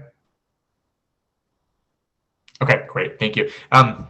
So right now we're focused on reaching as many people as possible, and we think that this month of action really will focus on what we know works to close the access gaps, which is person-to-person action that helps people get vaccinated by connecting them with key resources, information from people they trust. We know that trusted messengers are really how we are going to win the ground game in the fight against this virus. And you all are trusted messengers. And so, by sharing things like vaccines.gov, where people can choose to get which vaccine they want and book a vaccine appointment at a location near them, by sharing things like the text codes Get Vax and Vacuna, which people can text their zip code to and find 3 locations nearby where they can get vaccinated, and other tools like that, we know that we can spread the word and help as many people as possible get vaccinated and ensure that we reach that 70% goal by July 4th. So the month of action is going to focus on concrete actions like calls and texts to people in areas with low vaccination rates, conversations with family and friends, and canvasses in neighborhoods close to walk-in clinics where people can get vaccinated on the spot. And this is already happening in a lot of places, which is great. I know some of y'all are participating in some of these things. I've heard from a lot of people in DC last weekend in particular. There were 16 different canvases that happened, and all folks did was show up at a vaccine site that was taking walk-in patients and just canvass the local area and let folks know, hey, are you vaccinated yet? You can get vaccinated down the street right now. And so we're trying to have this be as accessible and easy for the groups and organizations that are participating in it. And so again, we're looking at canvases, calls, and texts, so much of the focus on that person-to-person activity. So I want to ask you and your organizations on behalf of the president and the White House to sign up to host or be a part of these actions before our official kickoff next week. We already have a number of organizations, cities, and others making commitments in this all hands on deck effort. And we need you to be a part of this if we are going to be successful as a country and as a community. To be a part of the campaign, all you have to do is sign up for the COVID Community Corps at wecandothis.hhs.gov. I am going to put that in the chat as well, so folks have that. And I know a number of folks are already signed up for this, but just want to make sure everybody has this. It is in the chat, and all you have to do is sign up there, and we'll send you more information about how to get involved, make a commitment to action, and get the tools you need to join this critical person-to-person effort.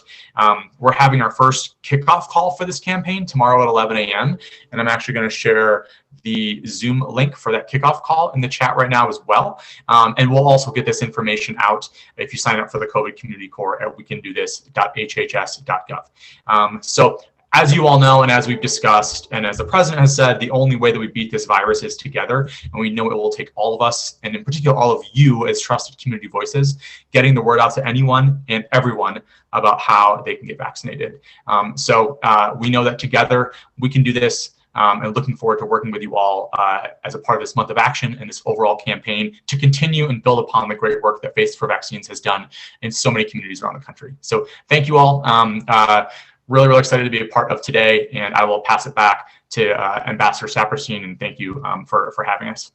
And well, in the materials we're sending as follow-up, we will continue to publicize about the month of action. It's one of the core commitments we're asking people to be making as part of this effort of Faiths4Vaccines. As we come to a close now, we're asking two of our most distinguished leaders to send us off with a cri de corps, a cry of the heart, to guide us in where we're going. I'm going to call first, actually, on Bishop Teresa Jefferson Staunton, an ordained Christian Methodist Episcopal minister with extensive experience and expertise in pastoral care. She was, in 2010, elected as a 45th bishop of the CME Church, the denomination's first woman elected to Episcopal office. And today she serves as a vice chair of the National Council of Churches of Christ, which has played such an important role in the success of Faiths4Vaccine, along with our distinguished colleague, Jim Winkler, the General Secretary and President. Bishop, we are truly honored to have you here today, and we turn to you now for words to guide us out. Thank you so much, Rabbi, for this opportunity and the invitation. I have certainly been inspired by all of the speakers, particularly our young adults. They really, really pricked my heart with their testimonies and their passion for this work. So I don't need to be repetitive, although I do want you to know where I serve in the states of Alabama and Florida. We have been active. We have been working really hard. Creating ecumenical partnerships and using prior ecumenical partnerships. We've worked, we even started this work around testing by reaching out to the state Office of Public Health, and they have become our partners, and we have become their partners. In the state of Florida, we have organized, and so we've been doing considerable work around clinics at church sites, and trying to address vaccine access, which I believe is a greater problem than vaccine hesitancy. but we've been working very hard in both Alabama and Florida to address those issues. As I thought about a way to kind of sum up what I've heard and what I think is an important message, my mind was drawn to a New Testament story that many of us in the Christian church know as the story of the Good Samaritan. I'm going to give my unexegetical summary of that story, but the story is told of a man who was attacked and was laying on the side of the road, almost dead. And someone of a different tradition and ethnicity came along and saw him and decided to stop and help. In stopping and helping, he used oil that he had and cloth that he had for his own journey to minister to this wounded man. And once the man was stable, the story says that he took him to a safe place, an inn, and asked the innkeeper to continue to take care of him, and that he would make sure that whatever the costs were, he would pay for it. From this story, I just want to say to us that we have to be like that Good Samaritan. We have to stop and accept the call to help. I am as busy as anybody else, but the issues around COVID-19 and the coronavirus and now vaccines is critical. People are still dying. People are still vulnerable and at risk. And so this has to become our priority, no matter what our intended journey was for this season of our life. We have to stop. It's time to stop and answer the call to help. And then second from this story, the man just used what he had. There was no Walmart or CVS or Target nearby. He used what he had. We too can use what we have. Churches have been using their parking lots. But if you don't have a parking lot, you got people power. Volunteers who can make phone calls and do phone banks. You've got people who can help those set up appointments on computers if that's the only way they can get access. If you've got a van, you can take people to those appointments and those vaccine sites. You don't have a parking lot, volunteers, or a van. Do you have a newsletter where you can put out repetitive information? Because people are persuaded, we know this from advertising, by what they hear over and over and over again. This is a message that is worth repeating more than once. I'm proud to say that both my husband and I have been fully vaccinated since March, and it was because of the efforts of the Birmingham community that we were able to get vaccinated. Which brings me to my last point. The man engaged the community to help. When he had exhausted all his resources, he knew there were community partners who could help. And there are community partners, other churches, not just in your own denomination, but other denominations, other faith traditions that we can partner with. There are local governments, agencies, state and county public health, Walmart, CVS.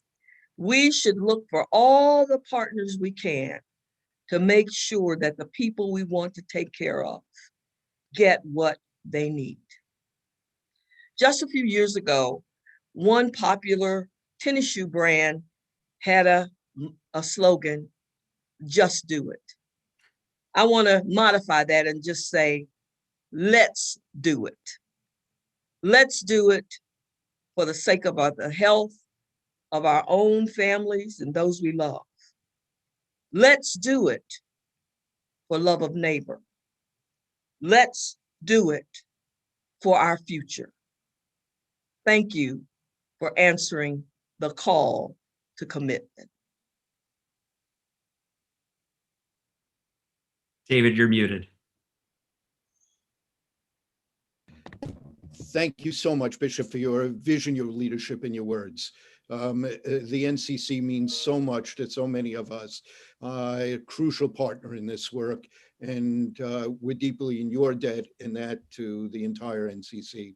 And for our closing words, it's my pleasure to turn to my good friend, Rabbi Jonah Pesner, who serves as the director of the Religious Action Center of Reform Judaism, the public policy arm of the Reform Jewish movement, the largest segment of the American Jewish community, as well as the senior vice president of the movement's congregational arm, the Union for Reform Judaism. He is one of America's most influential rabbis and most eloquent expositors of the cause of social justice. Rabbi Pesner. And Bishop, that was wonderful. And I will tell you, everything I learned from Rabbi David Saperstein, who has been my mentor, friend, and colleague for more decades than I'll share because he'll feel old. But Bishop, just as you shared a parable, you are in the tradition of the ancient rabbis who used to sit around the kind of rabbinic locker room and share parables. So you're having offered the beautiful parable of the Samaritan. I'll offer another with these words of closing. It's told that Rabbi Akiva and Rabbi Ishmael, two of the great rabbis, were walking together on the road discussing some fine point of rabbinic debate around the Talmud or the Torah, and they encountered an ill person. And they turned to that ill person and they immediately assessed the situation. They knew what he needed: medicine, medication. And so they gave him the medication that he needed and they went on their way. Another person came upon Ishmael and Akiva and stopped them and said, "Excuse me, rabbis, who created that man over there?" And they said, "Well, of course, the Holy One, blessed be God, the creator of all things." To which the man said, "Well, then how dare you? How dare you interrupt and interfere with God's plan?" The rabbis took a breath and they said to the man, "What do you do for a living?" And he said, "Well, I'm a farmer." And they said, "Well, who created the earth that you till and tend?" And the farmer said, "Well, of course, the Holy One, blessed be God, the creator of all things." To which the rabbi said, "Then how dare you interfere, interrupt with God's creation?" My friends, the call to action of the bishop was to interfere. It was to interrupt. It was to see the fallen, the sick, the ill, and the infirmed, and to be called to action. These vaccines are the medications that the ancient rabbis, Ishmael and Akiva, understood humanity needs to save itself. And it isn't enough just to be about getting over hesitancy and making the case and telling the story. I heard Pastor Thomas say very clearly, we didn't have a hesitancy issue. We had an access issue, because here in America, we don't just have a pandemic problem. We have a racism problem. We have a justice problem. We have inequity problems. We have oppression problems.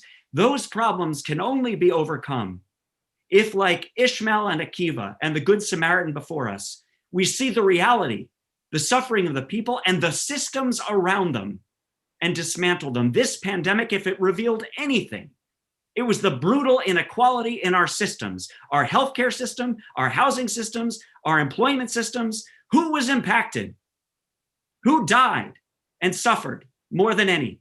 Black, brown, indigenous, elderly, and people with disabilities. God forbid that we have allowed this to happen under our watch. It is the faith community that speaks truth to power. It is the faith community in the tradition of our prophets who speaks to the systems and to those who benefit and profit from them and demand that they be overturned, dismantled, and renewed for the sake of the people that they were intended to serve, because this is God's planet. This is God's creation. And yet God calls us to interrupt and to interfere with that creation when it becomes unjust. And so yesterday, we said, Zichrono Lavracha, may the memory of George Floyd be for a blessing. And today we say, Zichronam Livracha, may the memory of all those who died of COVID, all those who have suffered during these months of darkness and pandemic, may their memories be a blessing. But as Rabbi Zecher taught earlier, the blessing comes in the form of a vaccine. The vaccine that can be distributed and can remind us of who we need to be when we leverage our relationships to build the interfaith power, not only to get people helped and healed, but to heal the greater society, the greater country and humanity. all those who suffer because of global systems of inequality that we have allowed to grow up into God's creation, that now God is calling to us. Interrupt, interfere, transform, and heal. May this be God's will. May you go from strength to strength, and may we all be blessed with health and healing. Amen. Amen. Oh, Jonah, thank you so much. Thank you all.